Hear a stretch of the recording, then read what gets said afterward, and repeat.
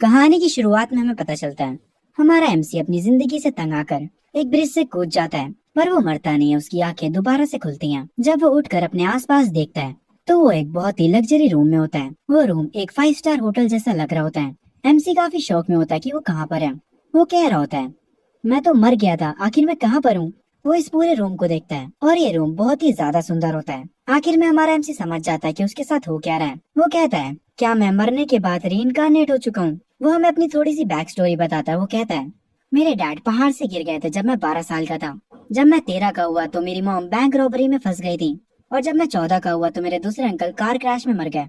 चलो सब कुछ कैलकुलेट करते हैं। जब मैं 12 का था तो मेरे डैड मर गए। और जब मैं 13 का हुआ तब मेरी मॉम। और जब मैं 14 साल का हुआ तब मेरे अंकल। और जब मैं 15 साल का हुआ तब मेरी दूसरी आंट पर बिजली गिर गई थी। मेरे जो तीसरे अंकल थे उनका पूरा परिवार गैस पॉइजनिंग की वजह से मर गया। और मेरी फोर्थ आंटी पफर फिश को खाकर मर गई। फोर्थ अंकल पर मीटेरॉइड गिर गए। अब जबकि मेरा पूरा खानदान मर चुका था तो मैं जीकर क्या करता। इसीलिए मैंने भी खुद को मार लिया। अगर मैं सच कहूँ तो जीना काफी मुश्किल काम है। आखिर में हमारा एमसी अपने बेड से उठता है और अपनी शक्ल को आईने में देखता है। और वो तुरंत पहचान जाता है कि आखिर ये बंदा है कौन जिसकी बॉडी में वो रीइंकार्नेट हुआ है। इस बॉडी का ओरिजिनल ओनर है जोयांग। ये बंदा इस कंट्री के सबसे अमीर आदमी का बेटा है। इसकी फैमिली के पास ट्रिलियन से भी ज्यादा पैसे हैं। ये बंदा हर एक चीज में एक्सपर्ट है। म्यूजिक, चेस, कैलीग्राफी, पेंटिंग, हर एक चीज। और इस बंदे को 10 लैंग्वेजेस भी आती हैं, क्योंकि हमारे एमसी को उसकी बॉडी के ओरिजिनल ओनर की मेमोरीज मिल चुकी होती हैं। इसीलिए वो कहता है, ये बंदा हर एक चीज में जीनियस है, यहाँ तक कि बिजनेस में भी। पर इतना सब कुछ होने के बाद भी ये बंदा वर्जिन है। वैसे इसकी एक बुरी आदत भी है। हम देखते हैं इस बॉडी का जो मालिक था उसके रूम में किसी लड़की की एक बहुत बड़ी सी फोटो लगी होती है। एमसी ये देखकर कहता है, इस बंदे में बस एक ही खराबी थी, ये एक बहुत बड़ा लड़कीबाज था। ये एक ऐसी लड़की को पसंद करता था जिसको इसकी घंटा परवाह नहीं है। वो किसी और को पसंद करती है, पर फिर भी ये बंदा उस पे पैसे खर्च करे जा रहा था। इस चीज में ये एकदम भोंदू है। तभी एमसी, जिसे अब से हम जोयांग बोलेंगे, उसके सामने सिस्टम विंडो ओपन होती है। सिस्टम बताता है, सिस्टम का होस्ट उठ चुका है, बाइंडिंग प्रोग्रेस में है। ये देखकर जोयांग खुश हो जाता है और वो कहता है, जो मानवाज मैंने पढ़ी थी वो झूठ नहीं बोलती थी। रीइंकार्नेट होने के बाद तुम्हें सिस्टम सच में मिल जाता है तो ये सिस्टम मेरे किस काम आएगा। क्या ये सिस्टम मुझे कोई टाइकून बना देगा, या तो ये मुझे लाइफ को एंजॉय करने पर स्ट्रॉन्ग बना देगा। पर तभी उस सिस्टम से एक छोटी सी स्प्रिट निकल कर आती है जो जोयांग से कहती है, अरे रुक जाओ, तुम गलत सोच रहे हो, तुम्हें गलत सिस्टम मिल गया, मैं अभी इसे ठीक करता हूँ। जोयांग अपना चश्मा ठीक करते हुए कहता है, ये सिस्टम तो काफी अजीब है। वो स्प्रिट कहती है, रुको, मुझे इस सिस्टम को दोबारा से चालू करने दो। फिर वो स्प्रिट सिस्टम को कंप्लीट कर देता है। वो बताता है, ये एक अल्टीमेट विलन सिस्टम है। ये देखकर जोयांग निराश हो जाता है और वो कहता है, मुझे नहीं चाहिए ये सिस्टम, हटा लो इसे। वो स्पिरिट उसे समझाते हुए कहता है, अरे रुक जाओ, तुम इस सिस्टम की मदद से प्रोटोगोनिस्ट का लक चुरा सकते हो और इसकी मदद से तुम्हें पावर भी मिलेगी और तुम्हें डिवाइन स्किल्स और ट्रेजर्स भी मिल सकते हैं। वो स्पिरिट अपने हाथ जोड़ने लगता है। जोयांग हंसता और कहता है, अरे यार, मेरे पास ऑलरेडी बहुत सारा पैसा है, मुझे कोई जरूरत नहीं है इस सिस्टम की और ना ही स्ट्रॉन्ग बनने की। और जो भी मेन कैरेक्टर बनने के लिए चूज किया गया है मुझे उससे नहीं भिड़ना। वो स्पिरिट बताता है, पर ये एक कल्टीवेशन वर्ल्ड है। जोयांग हंसते हुए कहता है, तो क्या हुआ। वो स्पिरिट बताता है, स्पिरिचुअल एनर्जी जल्दी अवेकन होने वाली है, क्योंकि तुम्हारे पास कोई भी पावर नहीं है और तुम्हारे पास बहुत सारा पैसा है, तो इसकी वजह से बहुत सारे लोग तुम्हें टारगेट कर सकते हैं। जोयांग उसके माथे पर टैप करते हुए कहता है, हाँ ठीक है, मैं समझ गया, फिर भी मैं अपनी इस लाइफ को एंजॉय करूंगा। अगर कुछ बुरा होता है तो जो मेन कैरेक्टर है वो सारी चीजें संभाल लेगा, मेरे से उम्मीद मत रखना। वो स्पिरिट थोड़ा निराश होकर कहता है, ये मुझे कैसा अजीब सा होस्ट मिला है, लेजी कहीं का। तभी सिस्टम पर नोटिफिकेशन आती है, स्टार्टर पैक को ऑटोमेटिकली सेंड कर दिया गया है। मास्टर लेवल की कल्टीवेशन होस्ट की बॉडी में इंस्टॉल कर दी गई है। और जैसे ही सिस्टम हटता है हम देखते हैं जोयांग की बॉडी के चारों तरफ अजीब सी लाइट घूम रही होती है और इससे उसे पावर अप मिल जाता है। जोयांग कहता है, तुमने ये सिस्टम मुझे जबरदस्ती पकड़वाया है, पर ये बात को अपने दिमाग में डाल लो, मैं तुम्हारे लिए काम नहीं करने वाला। वो स्पिरिट जोयांग को देखता है। वो बेचारा भी अपने मन में सोच रहा होगा कैसा होस्ट मिल गया उसे। वही लाइटनिंग जोयांग के हाथों के पास से भी निकलती है। जोयांग मजे से जाकर चेयर पर बैठ जाता और कहता है, अगर मैं ताकतवर बन गया तो इसका मतलब है मैं और ज्यादा रिलैक्स कर पाऊंगा, और अगर कुछ भी गलत होता तो मैं वहाँ से भाग जाऊंगा। कोई भी मेरी इस लाइफ के एंजॉयमेंट को खराब नहीं कर सकता, मैं मजे से चिल करूंगा। तभी उसके रूम के डोर पर नॉक होता है और हम देखते हैं जोयांग का बटलर गेट खोलकर अंदर आता है। वो आते ही कहता है, यंग मास्टर, आप जाग चुके हैं, आप आज कहाँ जाना चाहेंगे, स्कूल में या फिर ऑफिस में। जोयांग मुस्कुराते हुए कहता है, चलो एक बार स्कूल के चक्कर मार के आते हैं। जोयांग उठता है और चलते हुए कहता है, स्कूल में मैं थोड़ी एक्टिंग की प्रैक्टिस कर लूंगा कि मुझे कैसे रहना है। कॉलेज क्लासेस काफी इजी होती हैं। मैं आराम से उन क्लासेस के बीच सो सकता हूँ और जितना ज्यादा हो सके मुझे मेन कैरेक्टर से दूर रहना है, उसी में मेरी भलाई है। वो बटलर जोयांग से कहता है। मैं समझ गया यंग मास्टर, मैं कार को रेडी करवाता हूँ। आखिर में वो बटलर अपने मन में कहता है। यंग मास्टर चेनलू को पीछा नहीं छोड़ पा रहे हैं। चेनलू उसी लड़की का नाम है जिसकी हमने अभी बड़ी सी फोटो देखी थी। आगे वो बटलर कहता है, आज चेनलू भी शायद स्कूल में आएगी। शायद से यही रीजन है कि यंग मास्टर आज स्कूल जाना चाह रहे हैं। जोयांग अपने बटलर से कहता है। वैसे वो इस बटलर को अंकल यान बुलाता है, तो हम भी इन्हें वही बुलाएंगे। खैर, जोयांग कहता है, अंकल यान सारी चीजों को नॉर्मल रखिएगा। मैं नहीं चाहता आप कोई सुपर कार उठा लें और हर कोई मेरी कार को देखे। अंकल यान कहते हैं, परेशानी की कोई बात नहीं है यंग मास्टर, मैं हर एक चीज को हैंडल कर लूंगा। तभी से शिफ्ट होता है। जोयांग अपने बंगले से बाहर आता है और वो कार के पास जाकर कार को देखता है और कहता है, अंकल यान को ये कार कहाँ से नॉर्मल लगी। अंकल यान असल में बहुत ही ज्यादा एक्सपेंसिव कार लेकर आए होते हैं। वो आगे उस कार का गेट खोलते हैं और कहते हैं, यंग मास्टर असल में हमारे पास सबसे चीप यही कार थी। ब्रो व्हाट, अगर ये चीप है तो एक्सपेंसिव कौन सी होगी। खैर, ये सुनने के बाद जोयांग अपने माथे पर हाथ रख लेता है और अपने मन में कहता है, तो अमीर लोग सबसे चीप कार इसे कहते हैं। वाह। खैर, आगे वो कार में बैठ जाता है और स्कूल की तरफ निकल पड़ता है। वो जिस भी रूट से गुजर रहा था, सारी पब्लिक का ध्यान उसकी कार पे जा रहा होता है। वो लोग इस कार को देखकर काफी हैरान होते हैं। सारे लोग एक ही बात कर रहे होते हैं, आखिर ये किस अमीर आदमी की कार है। जोयांग कार में बैठा हुआ कह रहा होता है, लोग कहते हैं उन्हें सुबह सुबह ट्रैफिक मिलता है, पर मुझे तो नहीं मिला। तभी उसके सिस्टम की स्प्लिट वापस से बाहर आता है और वो कहता है, होस्ट मुझसे बात करो, मैं तुम्हारा सिस्टम हूँ।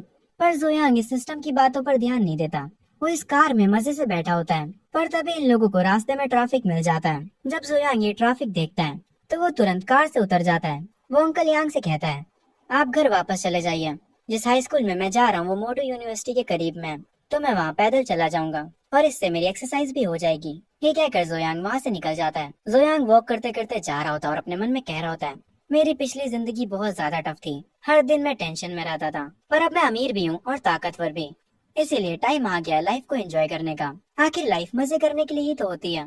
पर तभी उसकी नजर कहीं और चली जाती है। वो एक लड़की को रोते हुए देखता है जो कि कीचड़ में सनी होती है। वो नदी के बहुत पास बैठी होती है और रोते हुए कह रही होती है, क्यों, आखिर सब मुझे ही परेशान क्यों करते हैं। आखिर मैंने उनके साथ क्या गलत करा है। तभी से ही शिफ्ट होता है एक दूसरे बंदे पर। उसकी भी आंखें अचानक से खुली होती हैं। वो कहता है, मुझे लगा था मैं मर गया हूँ। वो अपने हाथों को चेक करता है। वो अपने आसपास की जगह को भी देखता है। आगे फिर वो अपनी जेब से फोन निकालता है और आज की डेट देखता है, जिसे देखकर वो हैरान रह जाता है। वो कहता है, ये तो 30 साल पहले का समय है। मैं सच में टाइम में पीछे आ गया हूँ। वेट, आज की डेट क्या है। अरे नहीं, मेरी बहन। वो तुरंत भागने लगता है अपनी छोटी बहन के पास जाने के लिए। वो कह रहा होता है, तुम कुछ भी मत करना, तुम्हारा बड़ा भाई वापस आ गया है, तुम बस ठीक रहना, मैं बस जल्दी ही पहुंच जाऊंगा। तभी सीन वापस से जोयांग के ऊपर शिफ्ट होता है। वो उस लड़की के पास आकर बैठ जाता है और कहता है, क्या तुम्हें कोई बुली कर रहा है? मुझे बताओ, मैं सब कुछ संभाल लूंगा। वो लड़की कहती है, कोई भी मेरी मदद नहीं कर सकता, कोई भी मुझसे अच्छे से बात नहीं करता। मेरी पूरी जिंदगी ही एक मिस्टेक है, मेरी वजह से बस लोग परेशान होते हैं। ये सुनने के बाद जोयांग कहता है, तो तुम इन्हीं रीजंस की वजह से मरना चाहती हो? तुम नदी के पास खड़ी हो, क्या तुम नदी में जंप करने का सोच रही थी? मेरी बात सुनो, मैं तुम्हें बताता हूँ क्या होगा। जब लोग डूब जाते हैं तो तुम्हें पता उनके साथ क्या होता है? उनकी जो बॉडी होती है वो बैलून जैसे पानी पर तैरती रहती है और वो चीज काफी ज्यादा वियर्ड और अगली लगती है। और अगर तुम यहाँ पर मर जाती हो तो तुम्हारी बॉडी 24 घंटों तक तो ऊपर ही नहीं आएगी, और जब वो ऊपर आएगी तब सारे लोग उसे देखकर डर जाएंगे। वैसे तुम किसी और तरीके से भी मर सकती हो। तुम प्रिंसिपल ऑफिस के रूफ से क्यों नहीं कूद जाती? जैसे ही तुम ये करती हो तुरंत न्यूज बन जाएगी। जोयांग भाई, ये कौन सा तरीका है मोटिवेट करने का? खैर, आगे जोयांग कहता है, अरे यार मैं क्या बकवास कर रहा हूँ। वो लड़की जोयांग से कहती है, क्या आप पागल हो थोड़े से? जोयांग कहता है, अरे कुछ नहीं, मैं अब ठीक हूँ। जोयांग आगे एक चॉकलेट निकालता है और उस लड़की को देते हुए कहता है, मेरा नाम जोयांग है, अगर तुम्हें कोई मदद चाहिए तो मैं यहाँ पर हूँ। वो लड़की उस चॉकलेट को लेकर खाने लगती है और जोयांग को थैंक यू बोलती है और वो उसे अपना नाम बताती है। मेरा नाम लिनियो है, मैं स्पेशल फ्रेशमैन क्लास से हूँ। जोयांग लिनियो को अच्छे से देखता है और अपने मन में कहता है, स्पेशल क्लास तो अमीर बच्चों के लिए होती है। अब मुझे समझ आया वो लोग इससे बुली क्यों कर रहे हैं। जोयांग लिनियो से कहता है, मुझे सच बताओ, क्या स्पेशल क्लास के लोग ही तुम्हें बुली कर रहे हैं? लिनियो कहती है, हाँ, मेरा परिवार गरीब है, मैं टॉप ग्रेड्स की वजह से इस स्कूल में आई हूँ, इसीलिए वो मुझे हमेशा परेशान करते हैं। वो मेरे होमवर्क की कॉपी भी फाड़ देते हैं, यहाँ तक कि मुझे मारते भी हैं और मुझे सबके सामने घुटनों पर बैठाकर मेरा मजाक उड़ाते हैं। मेरे पीठ पीछे मेरे बारे में रूमर्स फैलाते हैं और मुझे वर्थलेस लो लाइफ कहते हैं। ये कहते ही लिनियू जोरों से रोने लगती है। ये सुनकर जोयांग को थोड़ा गुस्सा आता है। वो गुस्से में कहता है, उनकी हिम्मत कैसे हुई।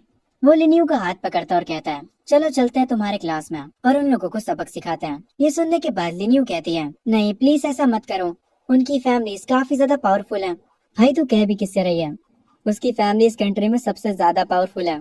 जोयांग कहता है, मेरी बात सुनो, अभी के लिए मैं तुम्हारा बॉस हूँ, चलो देखते हैं कौन मेरी फैमिली से ज्यादा पावरफुल है। जोयांग अपने मन में कह रहा होता है, मैं मेन कैरेक्टर से तो नहीं भिड़ूंगा, पर इन बेकार के बच्चों को तो संभाल ही सकता हूँ। आगे से ही शिफ्ट होता है क्लासरूम में। सारे बच्चे आपस में मजे कर रहे होते हैं। वो लोग कुछ लोगों को बुली भी कर रहे होते हैं। जोयांग अपने पैर से कस के डोर पर किक मारता है, जिसकी वजह से सारे बच्चे डोर की तरफ देखने लगते हैं। जोयांग लिनियू को लेकर यहाँ पर आ जाता है। तभी क्लास की जो टॉप बुली होती है, एक लड़की, वो उठती है और कहती है, लिनियू तुम अपने साथ ये किसी लेकर आई हो, कहीं अब तुम पावरफुल तो महसूस नहीं कर रही।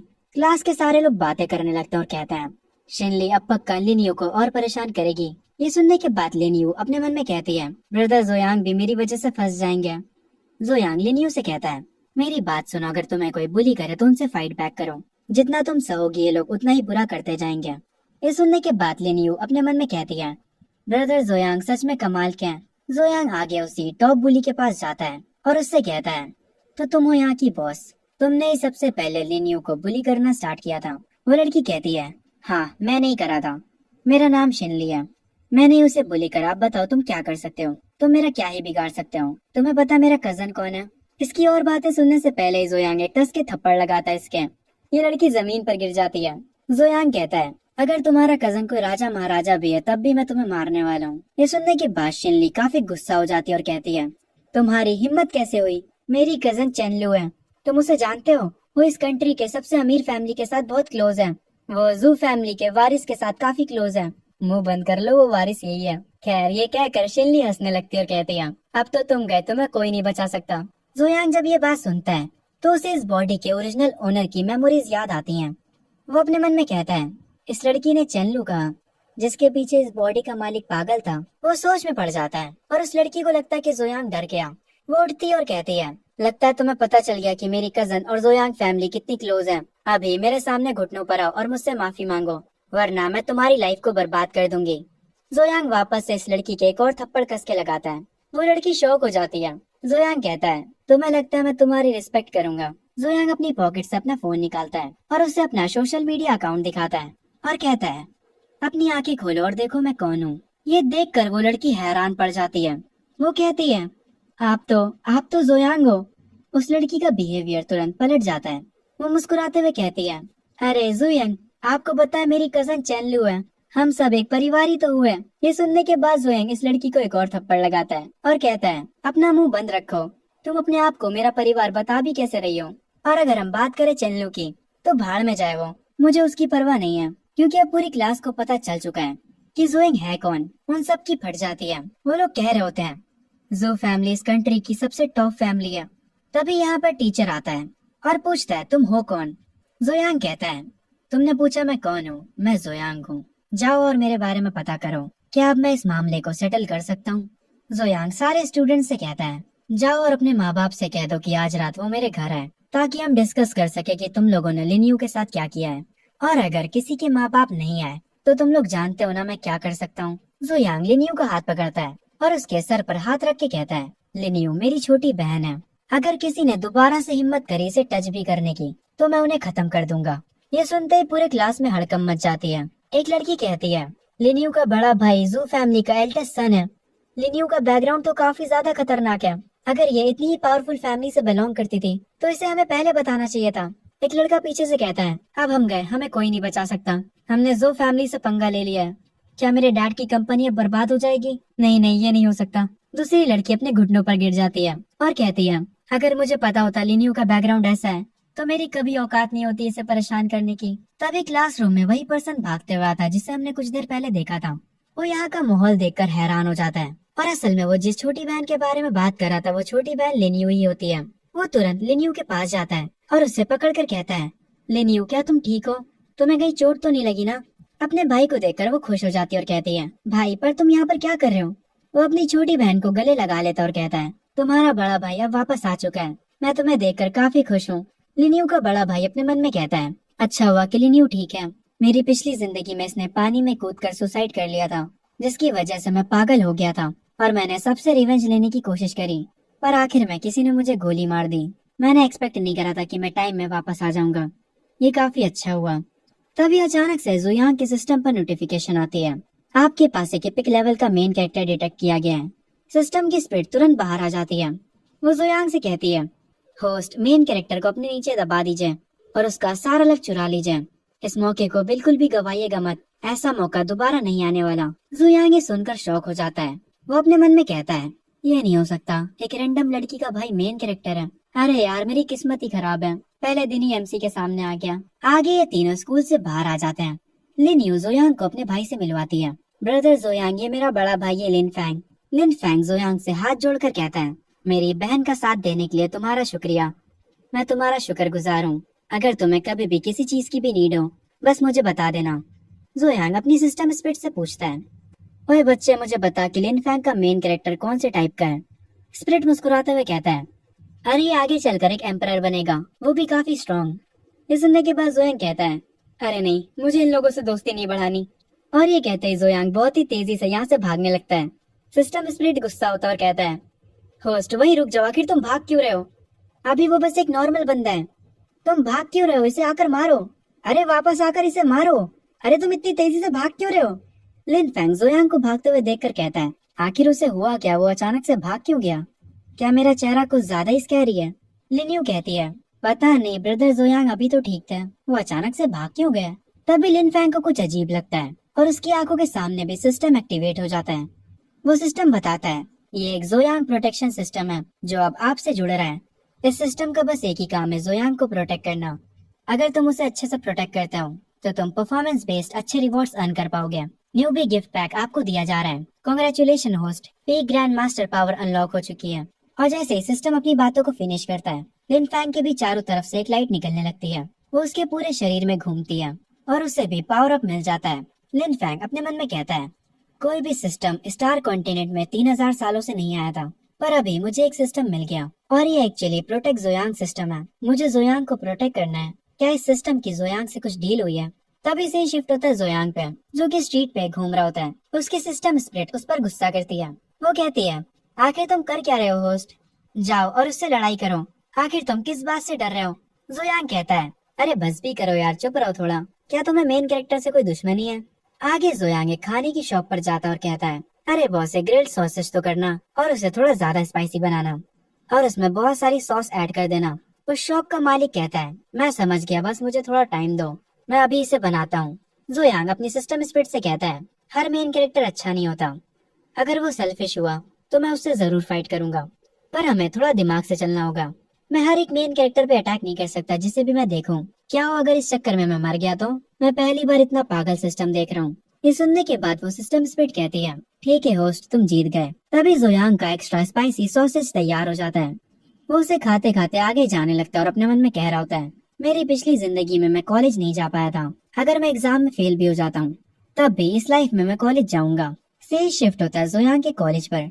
यहाँ पर काफी सारे स्टूडेंट्स होते हैं। जोयांग भी अपने कॉलेज को देखकर काफी खुश होता है। वो कहता है, टॉप कॉलेजेस सच में काफी बढ़िया होते हैं। मेरी कॉलेज लाइफ काफी बढ़िया होने वाली है। तभी जोयांग को यहाँ पर देखकर एक लड़की कहती है, ये मुझे फिर से यहाँ पर परेशान करने आ गया। और ये लड़की चेनलू होती है, जिसके पीछे इस बॉडी का असली ओनर पड़ा होता है।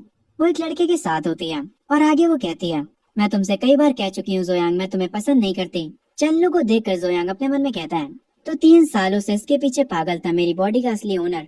अगर हम इसके लुक्स को नजरअंदाज कर दें तो इसकी पर्सनैलिटी तो बहुत ही बेकार है। क्या इस बॉडी का ओनर अंधा था? तभी सिस्टम का वापस से नोटिफिकेशन आता है, हमें एक रेयर मेन कैरेक्टर मिला है। सिस्टम स्पिरिट वापस से बाहर आ जाता है और कहता है, होस्ट अब इस मौके को हाथ से जाने मत देना। और ये रेयर मेन कैरेक्टर असल में वही लड़का होता है जो कि चेनलू के साथ था। जोयांग इसे देखने के बाद अपने मन में कहता है, ये तो वही प्रिटी बॉय है जो कि चेनलू के साथ है, तो ये भी एक मेन कैरेक्टर है। जोयांग अपनी सिस्टम स्पिरिट से पूछता है, पर ये रेयर मेन कैरेक्टर क्या होता है? ऐसा लगता है जैसे ये कोई रैंक सिस्टम है। सिस्टम स्पिरिट बताता है, मेन कैरेक्टर्स नॉर्मल से रेयर तक होते हैं और उसके बाद और भी रैंक्स आती हैं, जैसे elite, epic, legendary, myth. Total 6 ranks होती हैं। हर एक लेवल दूसरे वाले से स्ट्रॉन्ग होता है। रेयर क्लास फाउंडेशन टीयर होता है। इलाइट टीयर स्पिरिट डिवीजन होता है। लेजेंडरी टीयर ह्यूमन इमॉर्टल होता है। एपिक टियर गोल्डन इमोर्टल होता है और जो मिथ लेवल होता है वो तुम्हें इमोर्टल एम्परर बना देता है। खैर आगे चेनलू जोयांग के पास आती है और कहती है, जोयांग तुम मुझे स्टॉक करना कब बंद करोगे? मुझे ये सोच कर ही घिन आती है। मुझे तुम्हारी फैमिली से कोई मतलब नहीं है। जो बाकी के कॉलेज के स्टूडेंट्स होते हैं वो इन्हें ऐसे देखकर आपस में बात करने लगते हैं। जोयांग वापस से चेनलू के पीछे पड़ गया। वो उसके पीछे 3 सालों से पड़ा है। ये सुनने के बाद वो लड़का कहता है, हाँ तुमने सही कहा। पर चेनलू जरा सा भी उसे भाव नहीं देती है। पर जोयांग उसके लिए कितना कुछ कर चुका है। अभी चेनलू की फैमिली के पास जो कुछ भी है वो सब कुछ जोयांग की वजह से ही है। वो लड़की कहती है, एक सेकंड, ये लड़की मित्सुआ क्यों बन गई? खैर ये कहती है, तुमने सही कहा पर तुम्हें ऐसे बात नहीं करनी चाहिए। चेनलू ने सुन लिया तो तुम मुश्किल में पड़ सकते हो। खैर जोयांग उस लड़के की तरफ देखता है और अपने मन में कहता है, तो ये है एक रेयर मेन कैरेक्टर। इसकी पावर्स इतनी भी बुरी नहीं है, ये एक इननेट लेवल पर है। क्योंकि जोयांग उस लड़के को देख रहा होता है इसीलिए चेनलू जोयांग पर चिल्लाते हुए कहती है, आखिर तुम लियान को क्यों घूरे जा रहे हो? हमें पता चलता है उस बंदे का नाम लियान होता है। चेनलू कहती है, मैं तुम्हें बता रही हूँ तुम उसे परेशान मत करना। क्या तुम सच में दोबारा से उसे परेशान करने का प्लान कर रहे हो? जोयांग कहता है, मैं उसे परेशान क्यों करूंगा? उसके बाद जोयांग अपने मन में कहता है, मुझे याद आया इस बॉडी का ओनर हमेशा उसे परेशान किया करता था पर वो सही ही करता था। मैं इस बात पर उस पर प्राउड फील कर रहा हूँ और क्योंकि अब उसकी बॉडी में मैं आ चुका हूँ तो मुझे थोड़ी थोड़ी असली वाले जोयांग जैसी एक्टिंग करनी होगी। मैं पहले बेशरम हुआ करता था पर अगर मैं मेन कैरेक्टर से भिड़ता हूँ तो उसके बाद मैं अपने फैसले से पीछे नहीं हट सकता। जोयांग चेनलू से कहता है, शांत हो जाओ चेनलू, मैं तुम्हें बताना चाहता हूँ कि मैं अब से तुम्हारे पीछे नहीं पड़ूंगा। अब से हम एक दूसरे के लिए अनजान हैं। अब से मैं बिल्कुल भी तुम्हें नहीं जानता। ये सुनने के बाद चेनलू हैरान हो जाती है और वो कहती है, तुम कहीं मुझसे मजाक तो नहीं कर रहे हो? चेनलू अपने मन में कहती है, ये अब से सच में मेरे पीछे नहीं पड़ेगा? पहले तो ये बहुत चिपकू हुआ करता था, क्या आज इसने कुछ अजीब खा लिया है? जोयांग कहता है, तुम मेरी बातों पर भरोसा कर सकती हो। मैं अब से सच में तुम्हारे पीछे नहीं पड़ूंगा क्योंकि अब मैंने कह दिया कि मैं तुम्हारे पीछे पड़ना बंद कर दूंगा तो बंद कर दूंगा। तुम अपने रास्ते जाओ और मैं अपने रास्ते जाऊंगा। चेनलू हंसते हुए कहती है, ठीक है इस बार मैं तुम पर भरोसा कर ले रही हूँ। तभी जोयांग कहता है, पर अब क्योंकि तुम मुझसे कोई भी रिश्ता रखना नहीं चाहती इसीलिए मैंने तुम्हें जो कुछ भी दिया है वो वापस कर दो। तुम्हारी कमजोर चैन फैमिली सिर्फ हमारी वजह से सरवाइव कर पाई है। तुमने मेरे पैसों का खाना खाया और मुझसे काफी सारे गिफ्ट्स लिए। अब उन सबको वापस करने का टाइम आ चुका है। ये सुनकर चेनलू को काफी गुस्सा आता और वो कहती है, तो तुम अभी भी एक बेकार के लूजर ही हो जोयांग। सिर्फ लूजर्स ही अपने गिफ्ट्स को वापस मांगते हैं। क्या तुम एक मर्द भी हो? जोयांग अपना कोट सही करते हुए कहता है, तुम वो जो मुझसे रिश्ता खत्म करना चाहती हो। मैं बस उन चीजों को वापस ले रहा हूँ जो कि मेरी हैं। आखिर इसमें क्या बुरा है? एक लड़की दूर से ये बात सुन लेती है। ये लड़की मित्सुआ क्यों लग रही है? खैर ये लड़की कहती है, क्या सच में जोयांग चेनलू को चेस करना बंद कर देगा? ये तो एक बहुत बड़ा प्लॉट ट्विस्ट है। दूसरा लड़का ये सुनकर मुस्कुराते हुए कहता है, अब तो चैन फैमिली को कोई नहीं बचा सकता। अगर जोयांग उस फैमिली को सपोर्ट नहीं करेगा तो वो तो खत्म है। एक लड़का जिसके हाथ में फोन होता है वो कॉल करके सबसे कहता है, अरे गाइस अभी कॉलेज में कुछ खतरनाक हुआ है, मैं तुम लोगों को मिलने पर बताता हूँ। तभी जो लियान होता है वो चेनलू के सामने आ जाता और कहता है, तुम एक लड़की को परेशान कर रहे हो जोयांग। ये करने के बाद क्या तुम सच में खुद को मर्द कह सकते हो? अगर तुम्हारे में इतनी हिम्मत है तो मुझसे भिड़ो ना। लियन अपने मन में कह रहा होता है, अगर चेनलू के ऊपर से जोयांग का सपोर्ट चला गया तो मैं फायदा कैसे उठाऊंगा? मैं जोयांग को जीतने नहीं दे सकता। लियन अपनी पावर को रिलीज करता है। उसकी पावर के लेवल को देखने के बाद जोयांग अपने मन में कहता है, इतनी कम पावर और तुम इतने टफ बनने की एक्टिंग कर रहे हो। जोयांग भी अपनी पावर को रिलीज करता है जिसकी फोर्स की वजह से लियन थोड़ा पीछे गिरने लगता है पर वो बीच में संभल जाता है। जोयांग कहता है, आखिर तू है कौन बे? तुझे लगता है तू मेरे लेवल का है? जोयांग को ऐसे देखकर लियन काफी हैरान हो जाता है और अपने मन में कहता है, ये नहीं हो सकता, जोयांग तो एक लूजर था सेकंड जनरेशन का। क्या इस बंदे ने सेकंड जनरेशन का? मुझे सेकंड जनरेशन से जोहान सियोंग याद आ गया। खैर उसकी बात हम यहाँ नहीं करते हैं। लियन आगे अपने मन में कहता है, आखिर ये इतना स्ट्रॉन्ग कैसे हो गया? तभी जोयांग के सिस्टम पर नोटिफिकेशन आता है, कांग्रेचुलेशन होस्ट, आपने चूजन वन को क्रश कर दिया है। आपने मेन कैरेक्टर को डोमिनेट कर दिया है। आपका लक 300 से बढ़ा दिया गया है। जोयांग कहता है, हर कोई देख सकता है मैंने चेनलू को कितने अच्छे से ट्रीट किया था। क्योंकि अब मैंने उसे चेस करना बंद कर दिया है तो उसका ये तो मतलब नहीं हुआ कि मैं उसे बुली कर रहा हूँ। ये किस तरह का तुम्हारा बेकार सा लॉजिक है? आखिर मैं अपनी चीजें तो वापस मांग रहा हूँ। जोयांग लियान से कहता है, मेरी बात सुनो लियान, एशियन टाइम्स में भी स्ट्रीट गर्ल्स को पता होता था कि एफर्ट्स को रिटर्न करना पड़ता है। तो तुम क्या ये कह रहे हो कि चेनलू उनसे भी बेकार है? ये सुनने के बाद चेनलू गुस्से में कहती है, जोयांग तुम बहुत घटिया हो, तुम्हारी हिम्मत कैसे हुई मेरी बेइज्जती करने की? ये सुनने के बाद जोयांग कस के एक थप्पड़ इसके भी लगाता है जो चीज देखकर चेनलू काफी ज्यादा हैरान हो जाती है। वो कहती है, तुम्हारी हिम्मत कैसे हुई मुझे मारने की? तुमने मुझे मारा कैसे? घटिया इंसान, मुझे अभी भी यकीन नहीं हो रहा कि तुमने मुझे मारा। जोयांग कहता है, क्योंकि अब हम कनेक्टेड नहीं हैं। तो मिस चेनलू, जरा अपनी औकात में रहिए। मैं जू फैमिली का एल्डेस्ट सन हूँ। तुम्हें क्या लगता है तुम कौन हो? जोयांग लियान से कहता है, अपनी इस पागल औरत पर नजर रखना, इससे किसी को काटने मत देना। ये सुनने के बाद चेनलू काफी गुस्सा हो जाती है, पर लियान उसे पकड़कर कहता है, ओए ट्रबल मेकर, मेरी बात सुनो। आज जोयांग कुछ अजीब बिहेव कर रहा है। जोयांग अपने मन में कह रहा होता है, मैं चैन फैमिली को दिए हुए सारे बेनिफिट्स वापस ले लूंगा। चैन फैमिली इतना आगे बढ़ पाई सिर्फ मेरी फैमिली की वजह से। मुझे तो कुछ करने की जरूरत भी नहीं है, मेरे लोग इनकी फैमिली से डील कर लेंगे। ये क्या कर जोयांग वहाँ से जाने लगता है, और वो अपने मन में कह रहा होता है, मैं लियान को लिन फैंग से भिड़ा दूंगा। एक एपिक मेन कैरेक्टर वर्सेस एक रेयर मेन कैरेक्टर। उनकी फाइट सोच कर ही मुझे काफी बढ़िया लग रहा है। तभी सिस्टम स्प्लिट वापस आ जाती है।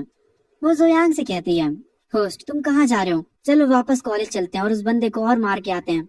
तुमने अभी तक उसे अच्छे से मारा नहीं है, वापस चलो और उसे और मारो। ये कैसा सिस्टम है यार? खैर ये स्प्लिट आगे कहती है, क्योंकि तुम मेन कैरेक्टर से भिड़ना नहीं चाहते हो, पर इस बार तुम भिड़े, इसीलिए इस मौके का फायदा उठाओ और उसे और मारो और अपने लक पॉइंट्स को बढ़ा लो। खैर आगे जोयांग अपने सिस्टम से पूछता है, हे बच्चे मुझे एक बात बताओ, क्या मैं फ्यूचर में इमॉर्टल एम्परर बन सकता हूँ? सिस्टम स्प्लिट कहता है, हाँ हाँ तुम जरूर बनोगे, बस तुम्हें मेन कैरेक्टर्स को खूब मारना है। प्रीवियस एम्परर तो तुम्हारे आगे कुछ भी नहीं होगा। ये सुनने के बाद जोयांग कहता है, ठीक है तो मुझे प्रीवियस एम्परर के लेवल का बना दो, मैं बिल्कुल वाइल्ड बन जाऊंगा और जैसा तुम चाहते हो मैं सारे मेन कैरेक्टर्स को खूब मारूंगा। मैं तुम्हें सारी एक्सपी दे दूंगा, तो ये कैसा है? चलो भी यार, अब इसके बारे में सोचो, चाहे फ्यूचर में या अभी मुझे इमॉर्टल एम्परर तो बनना ही है, तो हम लोग एक अलग रास्ते को ट्राई कर सकते हैं। मैं पहले एम्परर बनूंगा और फिर तुम्हारी मदद करूंगा ताकि तुम मेन कैरेक्टर्स का लक ले पाओ।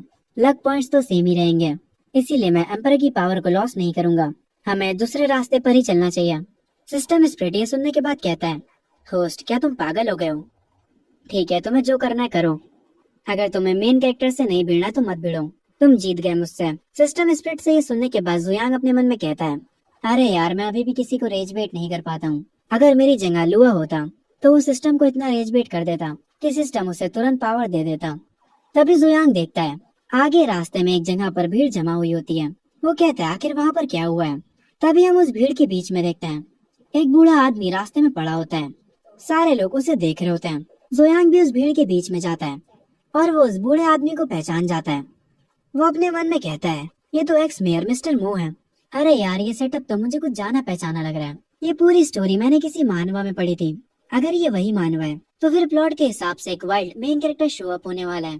जोयांग की ये कहते ही हम एक बंदे को भीड़ के बीच में देखते हैं जो कि अपने कंधों पर सब्जी लेकर आ रहा होता है। वो सारे लोगों से कह रहा होता है साइड हटो। उसे देखते ही जोयांग का सिस्टम पॉपअप होता है। हमें एक रेड लेवल का चाइल्ड ऑफ डेस्टिनी मिला है, यानी मेन कैरेक्टर। इसका नाम है चू लिंग टियान। सिस्टम स्प्लिट इस मेन कैरेक्टर को देखकर कहता है, होस्ट अभी काफी भीड़ है, इसीलिए चुपके से जाकर इसे मारने लगो। ये सिस्टम पागल है भाई। खैर इस बंदे को देखने के बाद जोयांग अपने मन में कहता है, क्या इस दुनिया में बहुत सारे मेन कैरेक्टर्स हैं? आखिर ये किस तरीके की दुनिया है? हर जगह मेन कैरेक्टर्स हैं। सिस्टम स्प्लिट बताता है, अरे इस दुनिया में इतने सारे मेन कैरेक्टर्स इसलिए हैं क्योंकि ये आखिरी दुनिया है। मैं ज्यादा डिटेल में नहीं बताऊंगा। होस्ट जाओ और उसे मारने लगो। जोयांग आखिरी दुनिया सुनकर कहता है, ये आखिरी दुनिया, इससे तुम्हारा क्या मतलब है? सिस्टम स्प्लिट उस बात को मजाक बोल देता और कहता है, अरे कुछ नहीं होस्ट, तुम जाकर चाइल्ड ऑफ डेस्टिनी को अपने नीचे दबा लो। हम देखते हैं वो मेन कैरेक्टर यानी लिंग टियान उस बूढ़े आदमी को चेक करने लगता है।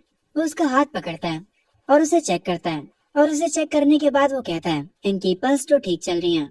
जोयांग उससे कहता है, हे ब्रो क्या तुम ये हैंडल कर सकते हो? अगर तुम नहीं हैंडल कर सकते तो मुझे बता दो, मैं एम्बुलेंस को बुला लूंगा। लिंग टियान जोयांग को देखकर तुरंत पहचान जाता है और वो अपने मन में कहता है, अरे ये तो जोयांग है, जू फैमिली का सबसे बड़ा बेटा, जो कि काफी फेमस है एक लड़की के ऊपर सिम्प करने के लिए। हर कोई अमीर लोग इसके बारे में ही बात करता है। क्या ये सच में वही जोयांग है? खैर मुझे क्या, लिंग टियान कहता है, नहीं कोई जरूरत नहीं है, मैं सब संभाल लूंगा। जोयांग अपने बाल सही करते हुए कहता है, मैं एम्बुलेंस इनके लिए नहीं बुला रहा था, बल्कि मैं तुम्हारे लिए बुला रहा था, जो तुम्हारे पास बेहोश पड़े हैं। वो एक्स मेयर मिस्टर मो है। मुझे डर है अगर तुम उन्हें ठीक नहीं कर पाए और वो मर गए तो मो फैमिली तुम्हें कुत्तों की तरह मारेगी, इसीलिए मैं पहले से ही एम्बुलेंस को बुला रहा हूँ तुम्हारी सेफ्टी के लिए। ये सुनने के बाद लिंग टियान कहता है, डैम तुम मेरी सेफ्टी के लिए एम्बुलेंस को बुला रहे हो? मैं चू लिंग टियान हूँ, द ड्रैगन किंग, और तुम्हारे हिसाब से मैं एक बूढ़े आदमी को बचा भी नहीं सकता। क्या तुम मुझे नीचा दिखा रहे हो? लिंग टियान अपनी हीलिंग पावर का यूज करता है और उसके ऐसा करते ही वो बूढ़ा आदमी तुरंत उड़ जाता है। पर उस बूढ़े आदमी को सांस लेने में थोड़ी दिक्कत होती है। जुयांग उससे पूछता है, मिस्टर मो, आखिर आपको हुआ क्या है? आप यहाँ पर अकेले हो, आपके साथ कोई बॉडीगार्ड भी नहीं है। जुयांग को देखते ही मिस्टर मो जुयांग को पहचान जाते हैं। वो कहते हैं, मैं बस बाहर टहलने के लिए निकला था। मैंने सोचा नहीं था कि मुझे अचानक से चेस्ट में टाइटनेस महसूस होगी। बूढ़ा होना सच में आसान बात नहीं है। ये कहकर वो उठने लगते हैं। जुयांग एक स्माइल करता और कहता है, मिस्टर मो, प्लीज ऐसी बातें मत करिए। अगर आपको कुछ हो जाता है तो ये बहुत ही बड़ा लॉस होगा मैजिक सिटी के लिए। आप अपने रिटायरमेंट को एंजॉय करिए, कुछ खूबसूरत लड़कियों से मिलिए और मजे करिए। ये सुनने के बाद मिस्टर मो कहते हैं, मैं ऑलरेडी रिटायर हो चुका हूँ, अब इस सिटी को क्या ही नुकसान होगा। ओह हाँ, मुझे तुमसे पूछना था, क्या तुम मैजिक सिटी यूनिवर्सिटी जा रहे हो? मुझे पता है तुम वहाँ जाकर फिर से लड़की बाजी करोगे। अब तक तो तुम्हें एक गर्लफ्रेंड ढूंढ लेनी चाहिए थी। ये सुनने के बाद जुयांग अपने मन में कहता है, ये चालाक लोमड़ी साफ साफ मुझे लौंडी आवाज कहना चाह रहा है। जुयांग मिस्टर मो से कहता है, मैंने लड़कियों के पीछे पड़ना छोड़ दिया है, मैंने अपने एटीट्यूड को बदल दिया है। पर मिस्टर मो, मैं जू फैमिली का एल्डेस्ट सन हूँ। क्या अपर क्लास के लोग यही सारी एम्बैरेसिंग चीजों को जानते हैं? मिस्टर मो अपने मन में कहते हैं, इसको कैसे बताऊं, सिर्फ अपर लेवल में नहीं बल्कि मिडिल लेवल के लोग भी ये सब जानते हैं कि तुम्हारे सर पर किसी गधे ने लात मारी थी और तुम ऐसी लड़की के पीछे पड़े थे जो तुम्हें भाव भी नहीं देती थी। खैर, आगे मिस्टर मो लिंगटियान से कहते हैं, अरे मेरे छोटे भाई, तुम्हारा नाम क्या है? लिंगटियान उन्हें अपना नाम बताता है। उसका नाम सुनने के बाद मिस्टर मो कहते हैं, तुम्हारा नाम तो काफी सॉलिड है। इस नाम का मतलब होता है कि तुम आसमान के लिए एम कर रहे हो। एक सेकंड रुको, ऐसा लगता है मैंने ये नाम पहले कहीं सुना है, जाना पहचाना लगता है। ये सुनने के बाद जुयांग अपने मन में कहता है, लिंगटियान नाम मुझे भी थोड़ा जाना पहचाना लग रहा है। मैंने ये नाम कहाँ सुना था, मुझे याद नहीं आ रहा। खैर, आगे मिस्टर मो अपना फोन निकालते हैं और हंसते हुए कहते हैं, ये लड़का काफी अच्छा है और इसका दिल भी काफी अच्छा है। लिंगटियान, तुम मुझे अपना कॉन्टैक्ट नंबर दो, ये हमारे फ्यूचर कनेक्शन के लिए अच्छा है। लिंगटियान अपना फोन निकालते हुए कहता है, कोई दिक्कत की बात नहीं है, मैं अभी आपको अपना कॉन्टैक्ट नंबर देता हूँ। ये कहते हुए लिंगटियान एक स्माइल करता है, जिसे देखने के बाद जुयांग कहता है, ये स्माइल ये भी काफी अपनी अपनी सी लग रही है, ये चीज काफी स्ट्रेंज है। मिस्टर मोस की स्माइल देखकर कहता है, इसकी स्माइल इतनी क्रीपी क्यों लग रही है? खैर, अपना कॉन्टैक्ट नंबर देने के बाद लिंगटियान अपना फोन वापस से अपनी जेब में रख लेता है और अपनी सब्जियों को उठाकर यहाँ से निकल जाता है। और इसके जाते ही जुयांग को याद आ जाता है। वो अपने मन में कहता है, मुझे अब याद आया, ये तो क्रिकेट माउथ ड्रैगन किंग है, यान फैमिली का यंशियल लूजर सन इन लॉ, एक लेजेंडरी ड्रैगन किंग जिसने यान फैमिली में शादी करी थी। तभी से ही शिफ्ट होता है लिंगटियान के ऊपर। वो भागते भागते एक जगह पर रुक जाता है। वो थोड़ा हैरान होता है क्योंकि जुयांग से मिलने के बाद उसका भी सिस्टम एक्टिवेट हो जाता है और उसका सिस्टम भी लिन फैंग जैसा होता है। वो उसे जुयांग को प्रोटेक्ट करने के लिए कहता है। इस सिस्टम का भी बस एक ही काम होता है, जुयांग को प्रोटेक्ट करना। अगर तुम अच्छा करते हो तो तुम्हें रिवॉर्ड्स मिलेंगे। इसे भी बिगिनर पैक मिल जाता है। कांग्रेचुलेशन होस्ट, आपको पी ग्रैंड मास्टर पावर मिल चुकी है।